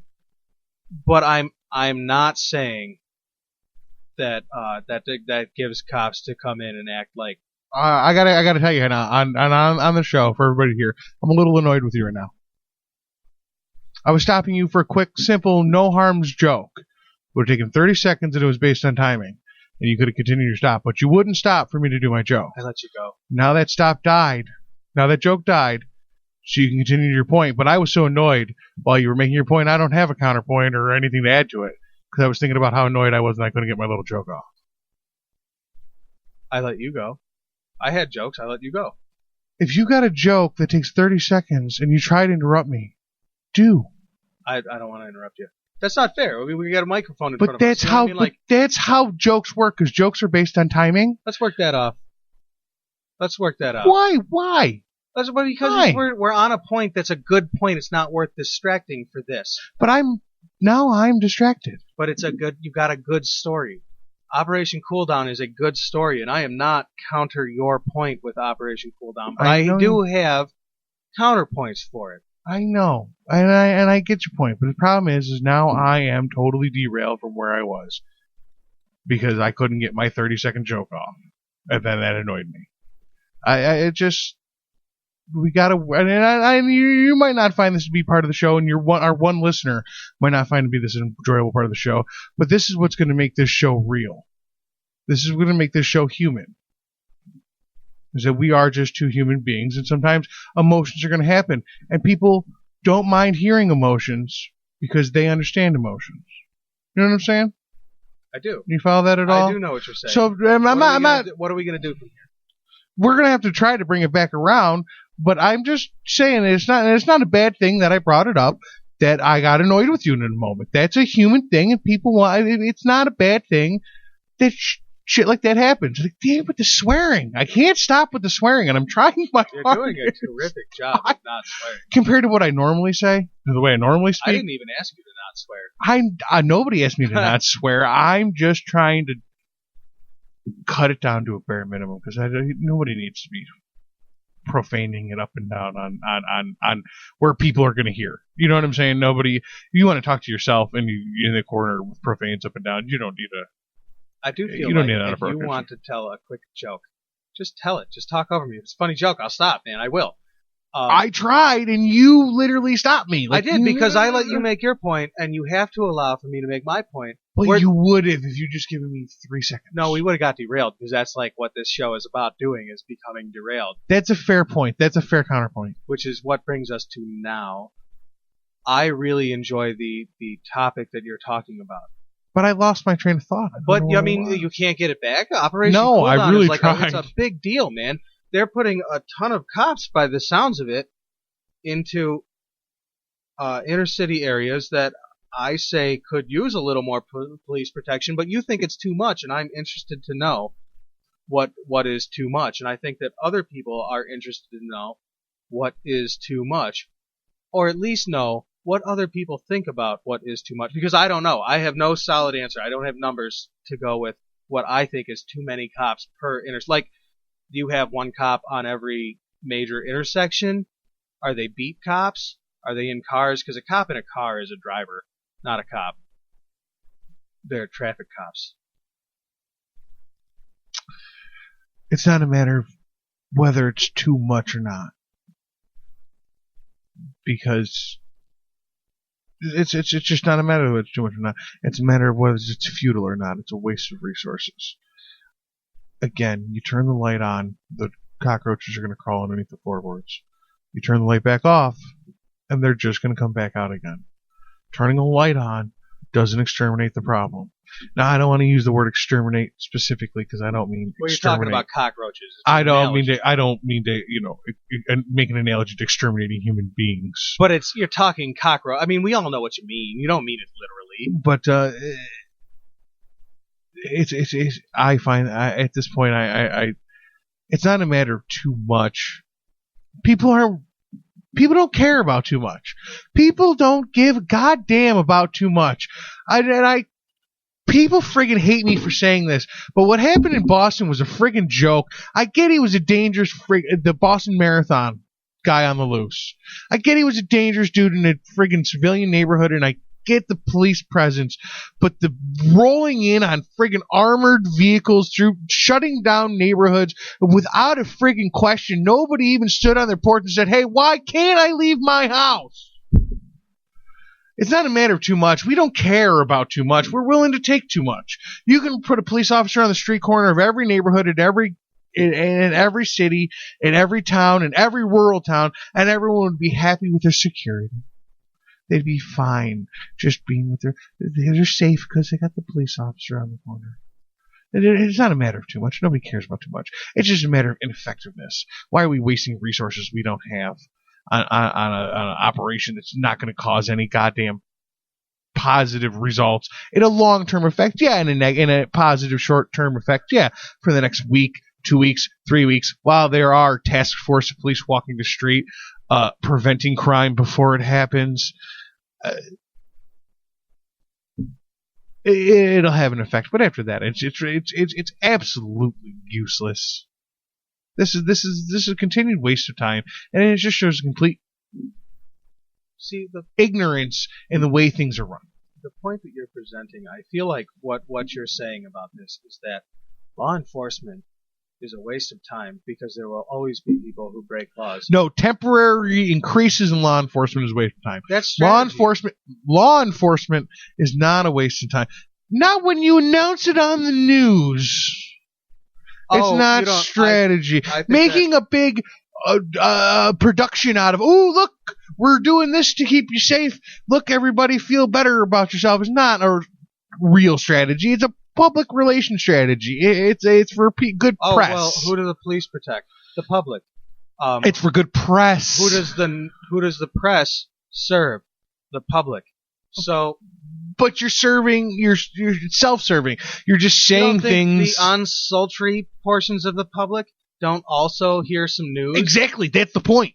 They hear the news too. And they lay low. And some of them, for the 2 weeks, 3 weeks, 1 month that this increased police presence is there. But for some of them, that's enough to stop them from committing a crime. Not always, but right now it does. It prevents crime right now. You're right. It's temporary.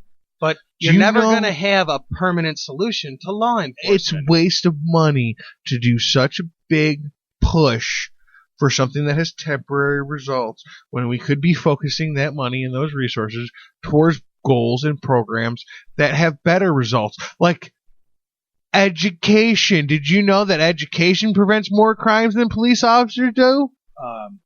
Areas with better educational standards have less crime. That's true. And the same police officers. But one thing you're missing out on there is income, and income counts for a lot, man. And that's why you're right. It's not anybody's fault for a lot. that they don't have an income. There's no jobs to have for people who don't drive. You're right. You're absolutely correct. That's why we shouldn't be wasting resources on increased police presence when we could be sinking those resources into education and training. And positive programs like the YMCA and the Big Brothers program, Big Brother, Big Sister, program, which are great programs, mentoring, which are great programs in those situations, and those are the things that prevent crime, not increased police protection, not increased police presence. They subdue crime for a temporary time while that is obtainable, but instead we use those resources toward more long-term plans that prevent crime at its root. You stop people from being criminals before they're criminals, and you give them paths, you give them routes, you give them choices, you give them options. They're not going to take the one that might wind you up dead or in jail. If you have an option, you're going to take the option that if it's easy enough, that'll wind you legitimate. Some people are going to take that route. 90, this is not a true number. This is not a true number. You got a joke? No, I don't. I have a response. This is not a true number. This is just me out of my ass. 97% of people, if it were easy enough to make the right choice, 97% of people would make the right choice if it was easy to make. I think 59%, but I think that's better than what my arguing point is. My counterpoint is that by giving a 2-week cool down period where there are a ton of cops just out there, that gives people to cool down after they come out of the summer. Not everybody. That's the intent everybody. But 13% perhaps don't commit crimes. And you don't hear about instances of non-crime because that's just life every day. And every single day that life gets to happen without a little bit of crime, good for you. Good for everybody. I like a 2-week increase. If it's a hot spot, why don't you target it? Because the hot spot that comes immediately after is going to be more mild than the hot spot that you prevented. Just because there was none of that cooped up stuff, because you got to be out, but had to be friendly. Or Johnny Law is coming at you because they're looking at you. They're right there. That's my counterpoint. But I do think that there is an argument to be made that it is Why don't we have these kind of resources to put out there more often?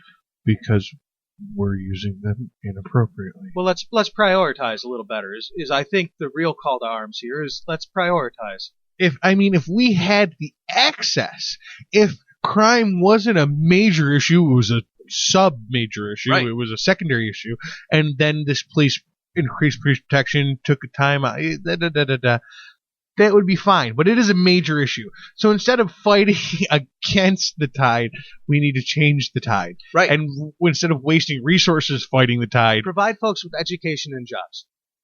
that's how you fight the tide. By, you know what else is missing? But you're wasting resources with, again, if crime it was a secondary issue, and then you could say to me, well, increasing police protection at this time helps with our secondary issue, and that it brings you down to a third, I don't know what a secondary third, I don't know. I'm not saying it's third rate acceptable, issue. but considering all the other things that must be considering, that have to be considered that we're not considering, it's acceptable for argument's sake. I want to point out that this whole time I've been missing an opportunity to use one of my sound effects.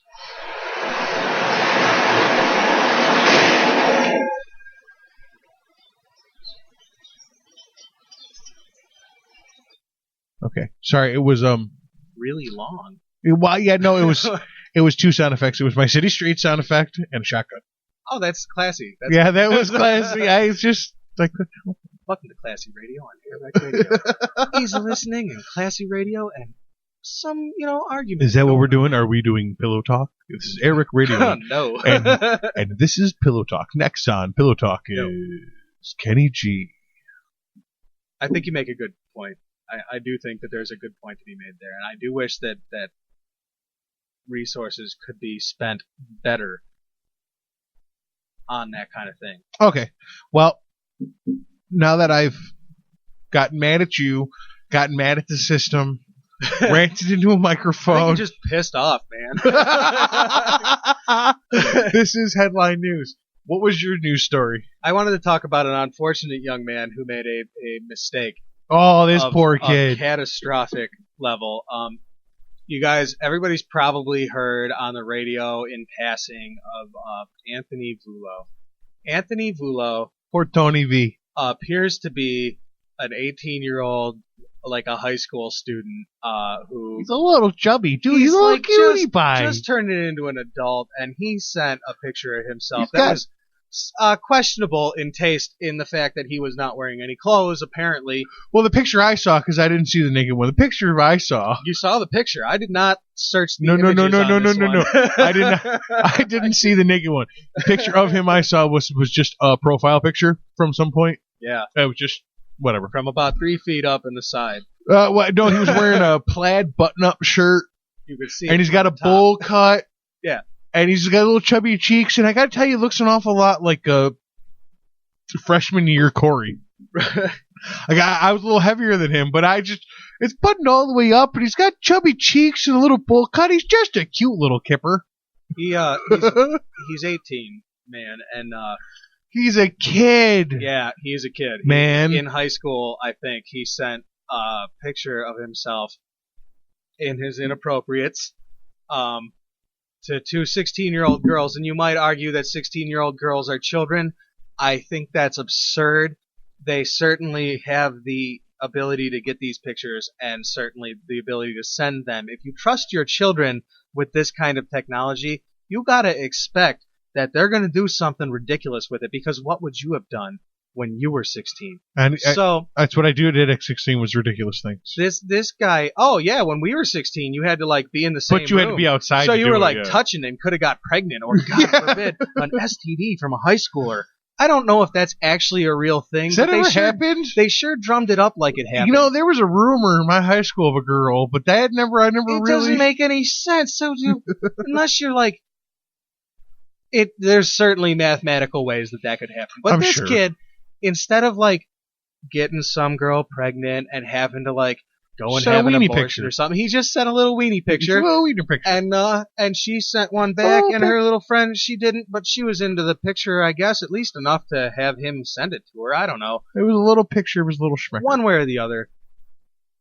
if you're going to consider a 16-year-old a child, you need to wake up and realize what your 16-year-old is exposed to. Because when you were 16, what were you doing? You were exposed to the same thing, just not at quite the massive level. Yeah. Like, you still heard potty talk. Mm-hmm. You just heard it from real people instead of read it on a screen. A Playboy or the actual female form in real life by 16.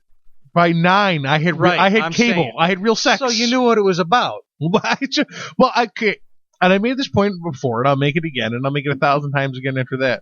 What we now learn in formal lecture in school, many, in air quotes around this, uncivilized society, air quotes. Yeah, air quotes.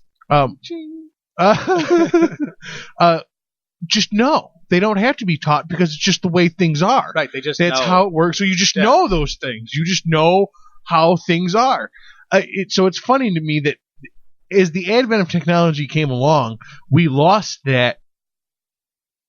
Maybe it's not so much technology as it was. We started giving our children cameras. It was religion that did it. It's even more interesting point that I kind of had in my head before.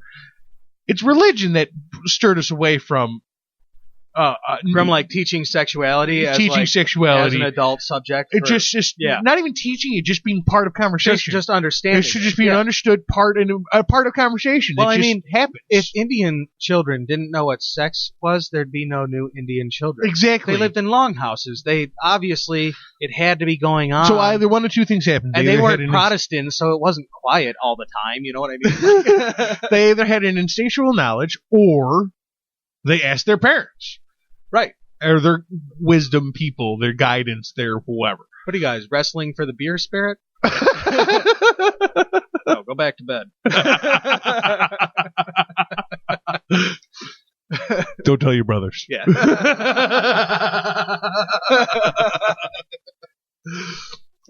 And then comes along the white man with their clothes and their shame. Yeah. Here, wear this. It's shame. Yeah, exactly. You're gonna love it. It's got a buckle on the hat.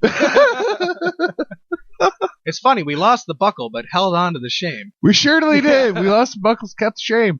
But it's funny how the advent of technology and the furthering of science, religion's arch nemesis. Wish I had a sound effect. Nemesis. Thank you.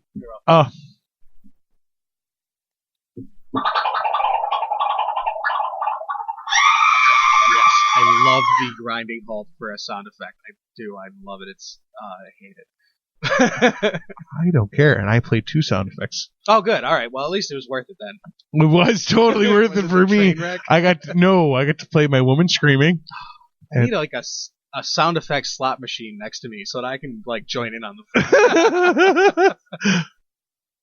Because in post-edit, everybody's going to know what they're talking about except me. It's going to be new to me, and I'm going to be like, oh, that's totally suitable. No, and I played my whoopee sound effect, which the is bubbles?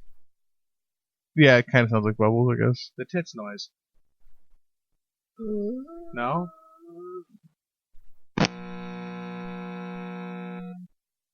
Yeah, the tits noise. Thanks for putting that on the air. Okay, that's the tits noise? Anyway. That's your tits noise? Yes. Well, I needed a reference. Because I said jubblies, and that's what I was talking about. Oh, okay, the tits and noise. And then you made it that noise, so that's the noise for jubblies. Jubblies makes me think of that, and that, perfect, okay. Yeah, it's the tits noise. Thank you for... Apparently. Thank you for fixing that. I would have never thought of it as the tits noise, but I love it. That is totally the tits noise. Whenever we're telling a tit story, which we kind of weren't at all. I guess we were, but... I don't remember. Anthony Bulo. No, I remember where we were. I don't remember why we were telling a tit story. We're talking about jumblies, and then I made that. That was a great point, but I don't remember why we were telling a poop story. That's the trouble with the grinding halt, is that it's grinding. It's not my fault you can't keep up with your story. Anthony Vulo, poor little chubby kid, sent out a little picture of his wiener out to his little girlfriend and her friend. Her friend reposted a couple times. Don't really know why he sent it to the second girl. I don't think he did. This is what I think happened. I think he sent it to girlfriend. Girlfriend was sitting next to her friend and said, "Look, my boyfriend sent you his wiener." And sent me his wiener. And she said, "Okay, send it to me. Oh, watch this.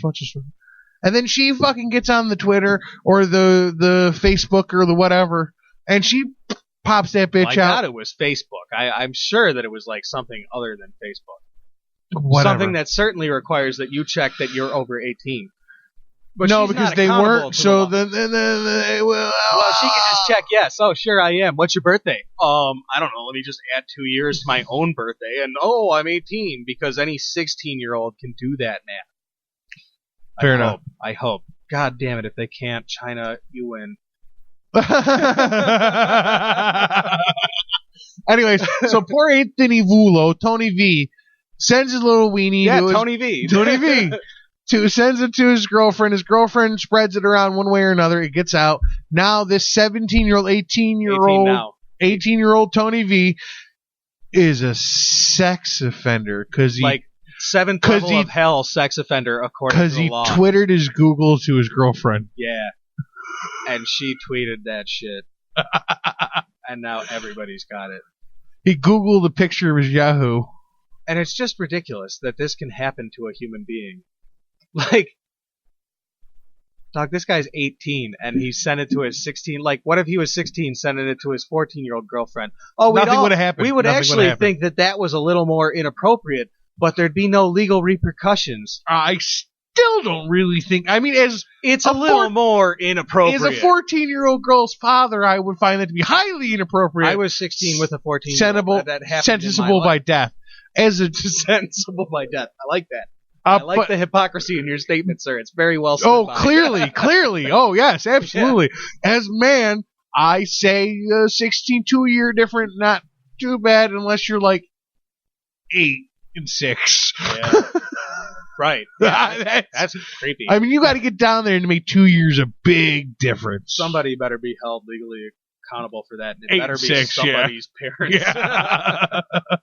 All of them. But at 18 and 16, can't we just like realize that this is a real world and you cannot cripple a man? Like, this guy is forever.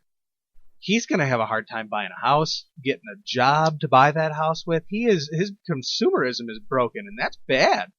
That's bad for everybody who's a consumer. That's bad for our capitalist way of doing things, is to make somebody a busted consumer over something they did that really wasn't much. It's not even that. Like this, I mean, it is that. But this kid's got to sign up for a registry. Yeah. You know what this registry does? Notifies neighbors. Yeah. Hey, you got some creeper in your street. And again, as a father, when a level 3 sex offender who raped a 4-year-old in Florida moves in next door, I'm thankful that you notified me. Yeah, definitely. Thanks for letting me know about that. And you know what? As a fairly level-minded human being, if you sent me a picture of a kid, 19-year-old, 20-year-old, 21-year-old, 22-year-old, however long he's got to be on there, because he doesn't always have to be on the registry. No? His life's ruined, but his name doesn't always have to be in the registry. Well, at least there's that. It's based on what you did and how long the judge says you have to be on the registry for. It's funny that judges... Like, if you do things young, judge can say you only have to be on the registry for 10 years, then you can be off. It's funny about judges. That's all I got on that. Okay, it's funny about It's part of a bigger point, but we don't got time for it in tonight's show. We're applauding you, Joe. Wasn't a joke, but thanks for the applause. You're welcome. Judges are funny. No, the funny thing coming up. The funny thing some other show. The funny thing about judges is the judges are a funny thing.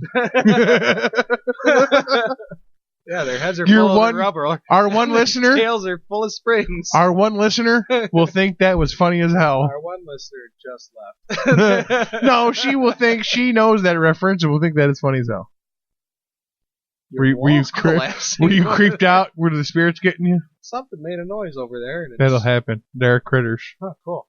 We do have critters. Welcome to Critter Radio. Check us out on Twitter at Critter Radio. Don't check us out there. That's some other asshole. I guarantee you that's some other asshole. We are on Twitter at www.twitter.com/AirWreckRadio and at Facebook.com/AirWreckRadio. And if you have anything concerning the show, any input you don't want to put out on a message board or in public, you can go ahead and email us at AirWreckRadio.com or AirWreckRadio@mail.com. That's the confusing thing about that one. Yeah, I used to. Can we get like a Gmail or? I have a Gmail for AirWreck Radio. Is it AirWreckRadio? We got gmail.com? I think so, but I don't know for certain. I'd have to double check. Oh. I never use it. We have a Google site too. Don't there, email but it's us garbage. there until we're sure. Because that might be some other asshole, and we don't want you listening to their show. It's our show, not their show. Their show sucks more than ours does. You can tell by its shitty name. Which is distinctive from our name, which is not shitty. So Tony V, I get a notice in my mail. It says Tony V. He sent a dirty picture. He sent a dirty picture to his girlfriend. He sent a dirty picture to his girlfriend who wasn't that much younger than him. I don't mind the Tony V moved across the street. I might actually have to bake Tony V a little cake. Be like, dude, I don't care. Yeah. Hey, man, welcome to the neighborhood. Yeah, I don't care. Stay away from my daughter. We're cool. Yeah, exactly. That's and all. that's, Man, yeah, I don't really think you're a creeper, but the You man need to borrow tells me you might be. you need to borrow the chainsaw. Go ahead. That's cool. You need my daughter to help you with... No. Not a chance. Nope. Not gonna happen. Big fat. You want to send anybody your wiener picture, send it to me, and I will fucking put it out there for Do you. so much as say hello to my daughter, and I will shoot you in the face. Woo, guns. I don't actually own any of those, but I'm kind I will of pro shoot them. you in the face with a slingshot. that I will made punch you in the myself. face. I will shoot you in the face with my fist. I think shoot implies projectile. I'll throw that shit, man. That's Your important. fist? Yeah, it's important. I will cut it off and throw it at you if that really makes you that much more scared of me when it concerns my daughter. That's fact. That is a I will cut off fact. my own hand and slap you with it. That is a fact, Jack. Boy. Like Bugs Bunny takes his gloves off to slap somebody with them, I will just cut my hand off. But my neighbor 2 doors down. Back to the Tony V. We keep getting rambling, actually, to you this time. It's... You say it with such confidence. It's so convincing. I know. It's amazing how awesome that was. My neighbor 2 doors down is a Jehovah's Witness. She is such a Jehovah's Witness that her daughter was not allowed to wear short sleeve shirts to school. She gets that notice. You stingy prick. I would have had to open another case, man. I didn't want to derail things. I was still working on it. If she had still gotten notice, if she had gotten notice that Tony V, my boy Tony V, moved in across the street with his sending his wiener picture, she would have freaked out. And then this kid would have had a hard time because she'd have been screaming and hollering. I'm not real concerned with the Jehovah's Witness opinion. Like, I understand that it's an opinion that deserves respect. Again, but specific example of a broader subject.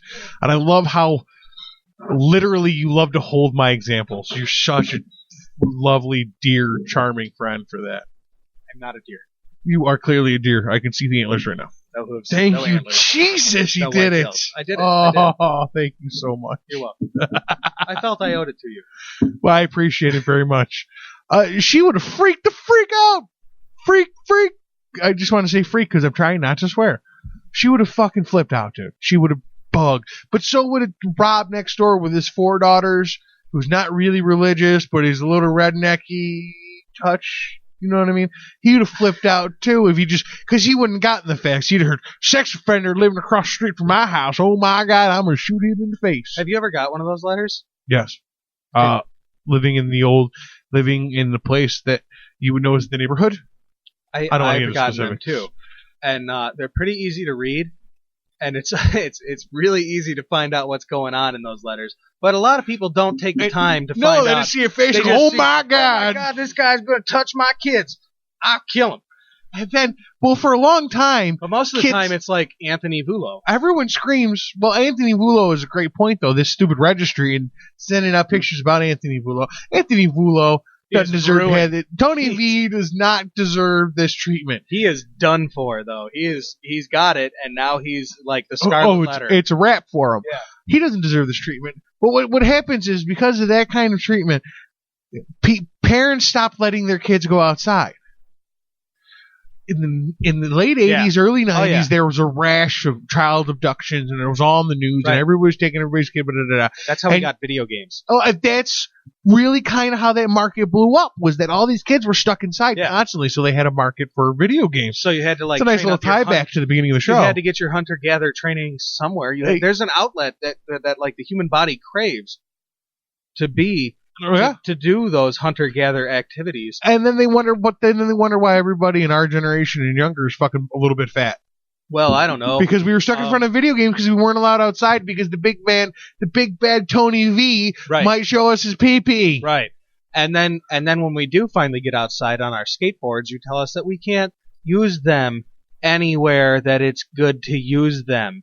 Why? Because nobody likes to look at kids playing and while these you days. do that, you got to wear ridiculous stuff that barely helps anything statistically. Elbow pads, knee pads, helmets are better. Helmets are really kind of out of that because they do help. Helmets do, yeah. All yeah, right. no, I'm talking. If you're willing to let helmets go, helmets help. Helmets help. There's no argument. I will meet in the middle. Yeah. Oh, yeah. I will let helmets, elbow pads, and knee pads, and all that is a waste of time. Helmets are important. Helmets are important. Wear your helmets. Absolutely. Kids, if you're listening to this show, go to bed. But if you're still listening, wear a helmet. If anybody under 18 is listening to this show, you have shitty parents. I'm telling you right now, if you're under 18 and you're listening right now, you have horrible parents because this is not the kind of show I think that somebody under 18 should be allowed to listen to. I'm really confused because I talk about that I'm on a radio show and like she never hears it. I don't think she knows what's going on, but I think she knows something's up. My daughter's got a little bit better clue, but one's a little bit older. Well, you have microphones, and I got microphones in the basement. What the hell's going on down here? Oh, don't worry, Daddy's doing a radio show. It's not like that. She just wants me to talk about her on the radio show. That's all she wants me to do. Yeah, and you're I'm like, baby, nope. That's not really the kind of radio show I do. Yeah, this ain't Doodle Bops, man. That's not. So go to bed, kids. I love you. Good night. Yeah, that's. The grown-ups are talking. Your shitty parents. Go to bed. Mm-hmm. This is a podcast. It's not. You can't accidentally turn this on. Somebody downloaded this and turned this on. I'm saying. I was stuck on kids. Kids are now fat because people like Anthony Vulo. This poor kid doesn't do anything wrong. People worse than him. This poor kid doesn't do anything wrong.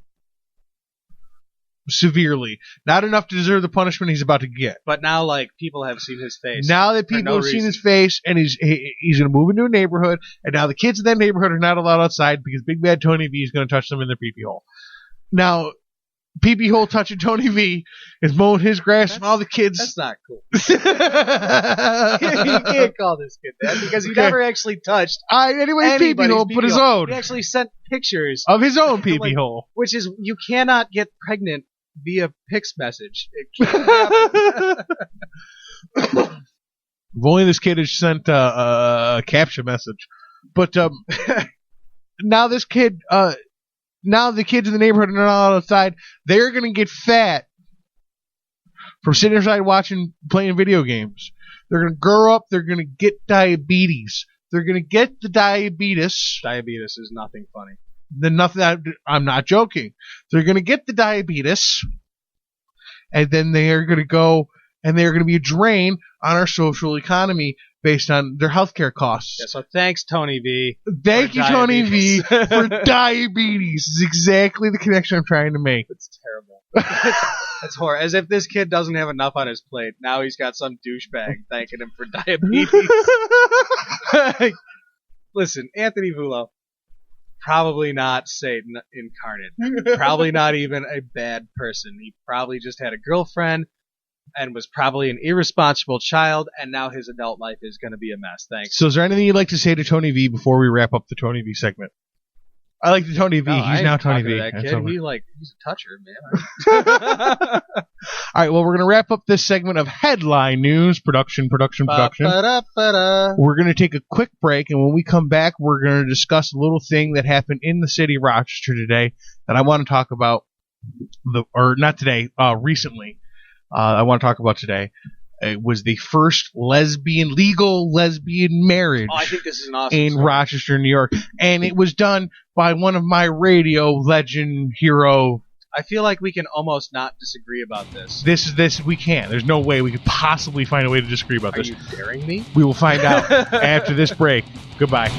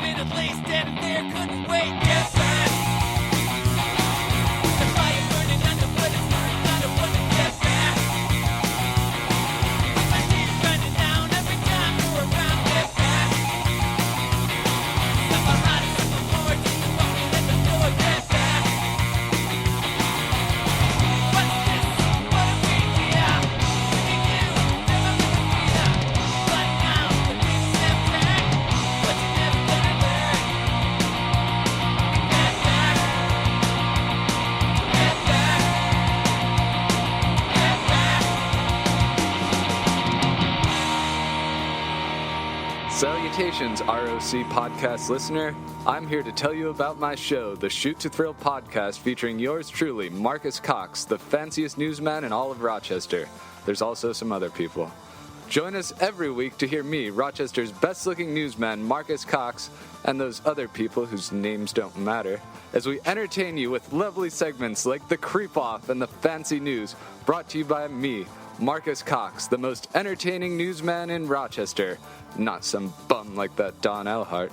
Anyway, listen to Shoot to Thrill on rocpodcast.com, iTunes, or on your mobile devices via the Stitcher app, which is short for the word application for you lesser educated peoples. Hey guys, it's Stacy from AirWreck Radio. A lot of times on this show we scream and yell and piss and moan about getting out there and making a difference and getting your voice heard, and we've never really told you how to do that before. So here I am today to tell you how to get a hold of your senators for New York, Kristen Gillibrand and Chuck Schumer. For Kristen Gillibrand, you can send mail to 478 Russell Senate Office Building, Washington, D.C. 20510. Or you can call at 202-224-4451. If, like everybody else, you want to use the internet, www.gillibrand.senate.gov/contact. Contact these people and tell them that you want them to quit their jobs. We're going to need to tell them how to contact Chuck Schumer, too. 322 Hart Senate Office Building, Washington, D.C. 20510 to send Chuck Schumer a mail. Maybe some flowers. 202-224-6542 to give him a buzz. Or you can email him www.schumer.senate.gov/contact/contact_Chuck CFM. AirWreck Radio does not condone or endorse sending anything in the mail besides paper and pen. That's a good point, yeah. Why would you send the pen? The ink, I guess. So that's been our PSA about how to get a hold of folks.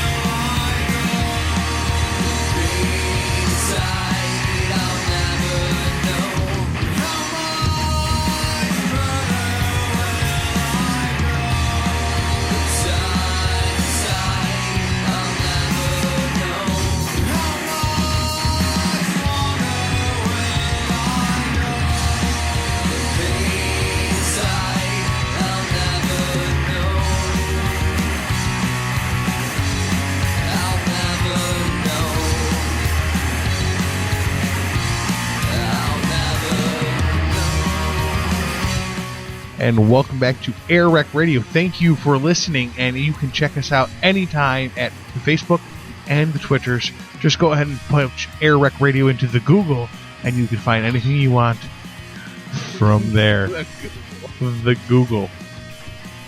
All right. We teased before we came back to break, before we were going to break, that first legal lesbian marriage, same-sex marriage in Rochester, New York. Not just lesbians. The first legal same-sex marriage. You're right. In Rochester, New York. You're right. Happened how recently?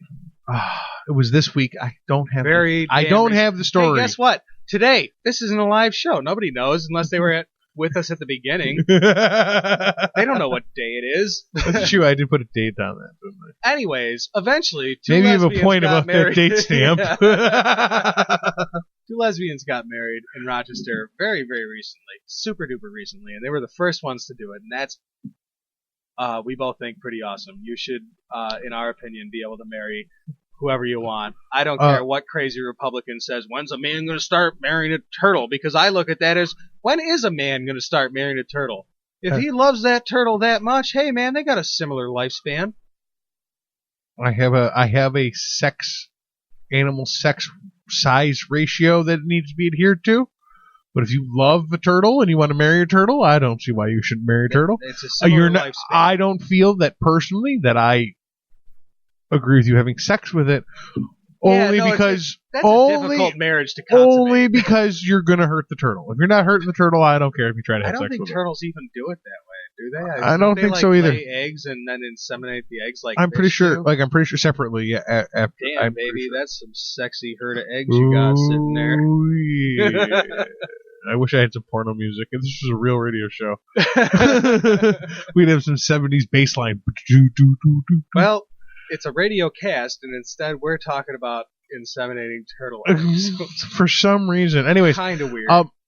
The little twist on this that makes it relevant to me personally is that a radio legend here in Rock City.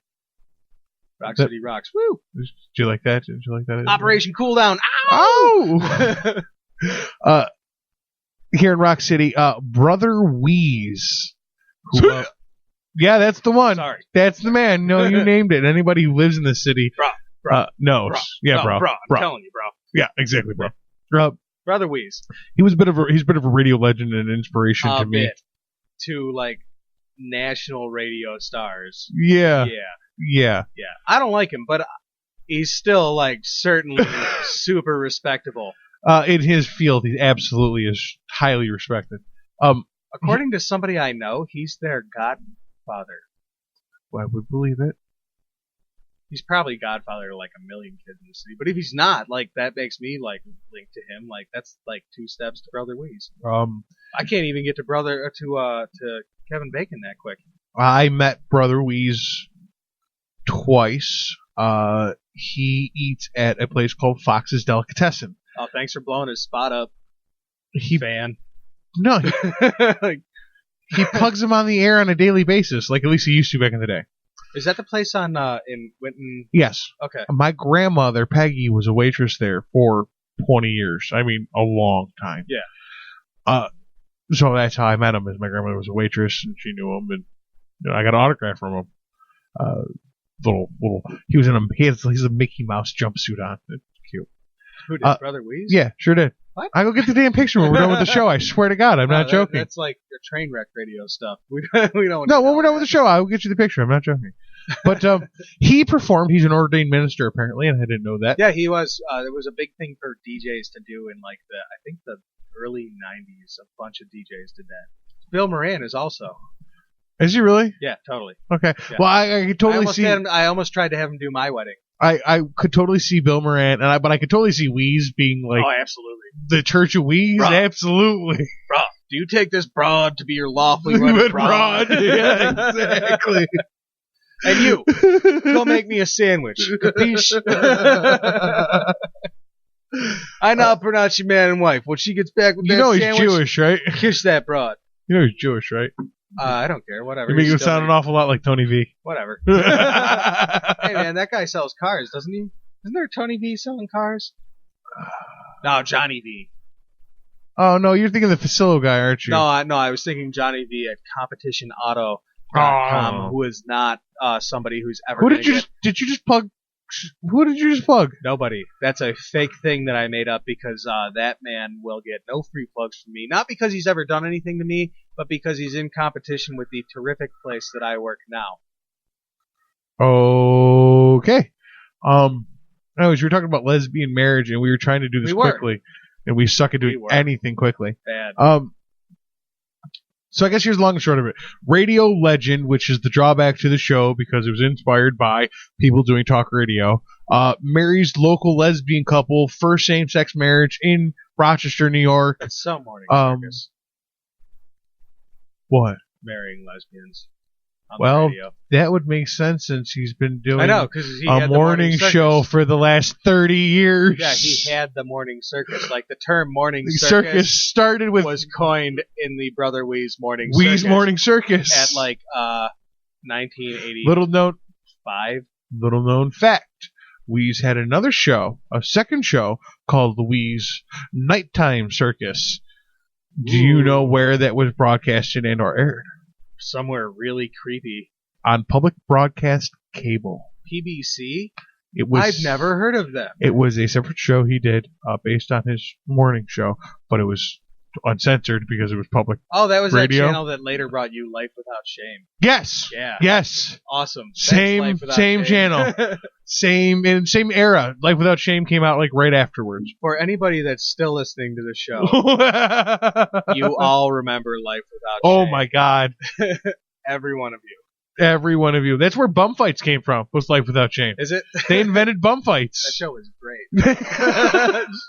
That show was terrific. Yeah, it was public access TV at its best. Absolutely. Very best. It's basically what we were doing here, but a little more 90s and with cameras. on TV. Yeah. Basically, yeah, that's what it was. Yeah. And they had a little less taste, I guess. Yeah, they were getting away with stuff, and because they were getting away with stuff, stuff, it was public access television. They paid to be on TV. Skis bags about it. Yeah.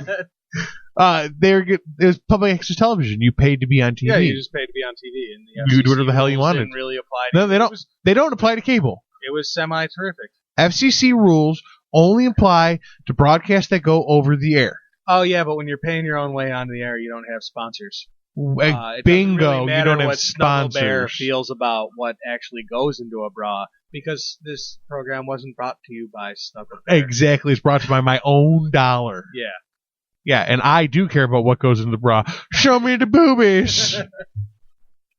Speaking of boobies, two sets of boobies got married by Wheeze, an ordained minister. That would be a great introduction if we were introducing this story. we need to introduce the story because we still haven't done the damn story. Didn't we? Two lesbians got married. They are now wife and wife, life partners, whatever. I don't know. Brother Wheeze married them. In the Church of Wheeze, baby. In the church, that's where it was? Well, is that at a place? No, it was outside.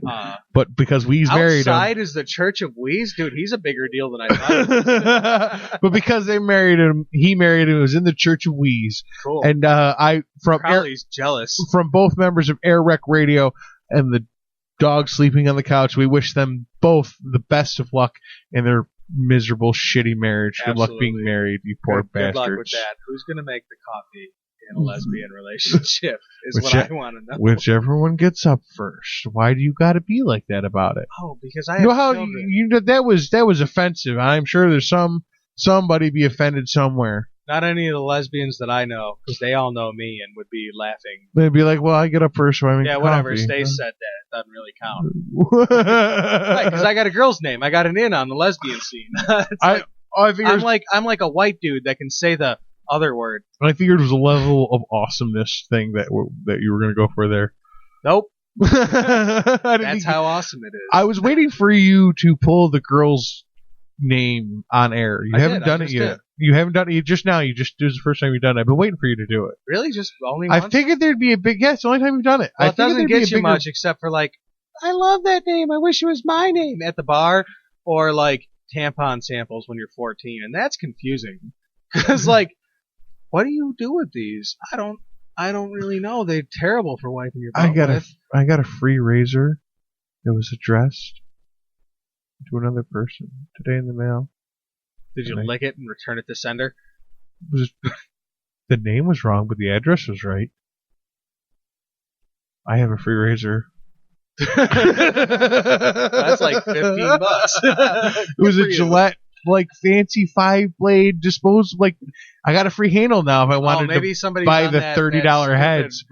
No, it's not, because they're not Gillettes. They're a different brand. Oh. And it's DollarShaveClub.com. Real plug. Shameless plug production now.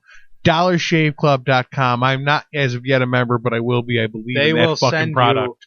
That is cool shit. To shave with. Yeah, in the mail for cheap as shit. It's amazing. Cheap as shit is good.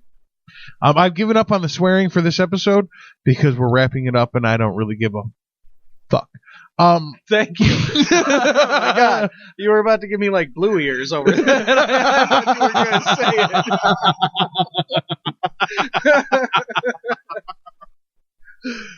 it. Thank you for joining us on our, what is this, the third episode of AirWreck Radio. Please check us out at AirWreck Radio on the Twitter and on the Facebooks.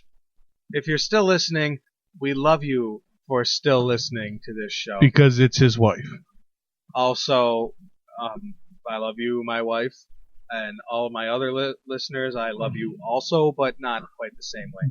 Or nearly as much. Anyway, check us out. We're online at several places. Check us out on Tumblr. Obviously, you know that, or you wouldn't be able to listen now. But I think. Oh no! Like you can check us out. If you don't need to know the Tumblr. Oh, I thought you did. No. That's the only way I get the show. The link is through the Tumblr. But if you click on the link on the Facebook, if you click on the link on the Twitter, it will all direct you to the same page. Oh, see, I never did that. Which is a free file hosting page that I'm using right now called Zippy Share. We will happily plug them since they are giving us free we're giving us free service that we don't pay for. Zippy Share. ZippyShare.com. Likes you. Is who's doing all our free file hosting for our free podcast. We should give them more plugs. Zippy Share. They're actually, with the amount of memory I'm using up there, they're doing a good job for us. Anyways, so thank you for joining us on AirWreck Radio. My name is Corey, and my partner here is Stacy, and we're happy that you joined us on the 28th day of May, 2013. The day of when? God, I love irritating you. Thank you for joining us, AirWreck Radio. Everybody please have a good night. Please join us next week where we'll be discussing many important topics. Also, we're going to have either Revolution Theory or Flip Side. Revolution Theory you can check out at, I think, revolutiontheory.com, but it might be revolutiontheoryband.com. We'll put a link up on our Facebook page for them. And if we don't have Twitter. them next week, we're going to have Flipside, and you can for sure find them at flipsiderocksny.com. And if that's incorrect, we'll put a link up for them too. One or both of those bands is in studio with us next week for an interview, in a kind of fake way, perhaps. We'll see what happens. Thanks for joining us tonight. Are you telling me that we have real guests? Yeah, we do. We have like actual guests. You're telling me that there's people that would like to appear on our program. Yeah, human beings that play instruments at bars where you can go and listen to them and fill your belly with beer through your mouth hole. It's good for your ear holes because there's a band and the band is playing where there's beer or booze, whatever your ticket is, for your mouth hole. You're wrong. Do you know why it's good for your ear holes? Because it's AirWreck Radio. It's late in the afternoon, the sun rising high. There's nothing to do around here, and if there was, well, I wouldn't try. Taking my comforts, taking good care of me. Sitting down in my easy chair, taking a sip of my sassafras tea. Now wouldn't you know it, there goes the phone again. It's probably just another wrong number, but someone tried to sell me something I can't even and see, well, I got the solution. How to deal with this insanity. Just sit down in my easy chair and take a big sip of my sassafras tea. I'd like to extend a very special thanks to Kevin McLeod of Incompect.com, Freesounds.org, Audacity Software, GIMP graphic editors, all our band friends, our guests tonight, my dear friend Stacy, and all you, our loyal listeners. It's getting near evening, the sun going down. I guess I should shake a leg, climb in my car and roll downtown. Check out the city lights, all decked out in a tux and a tie. But I'm sitting in my easy chair, taking a sip of my sassafras tea. Now wouldn't you know it, oh, here comes my neighbor Jim. He got the willies and the worries on his mind, and the weight of the world putting pressure on his spine. Well, I got the solution.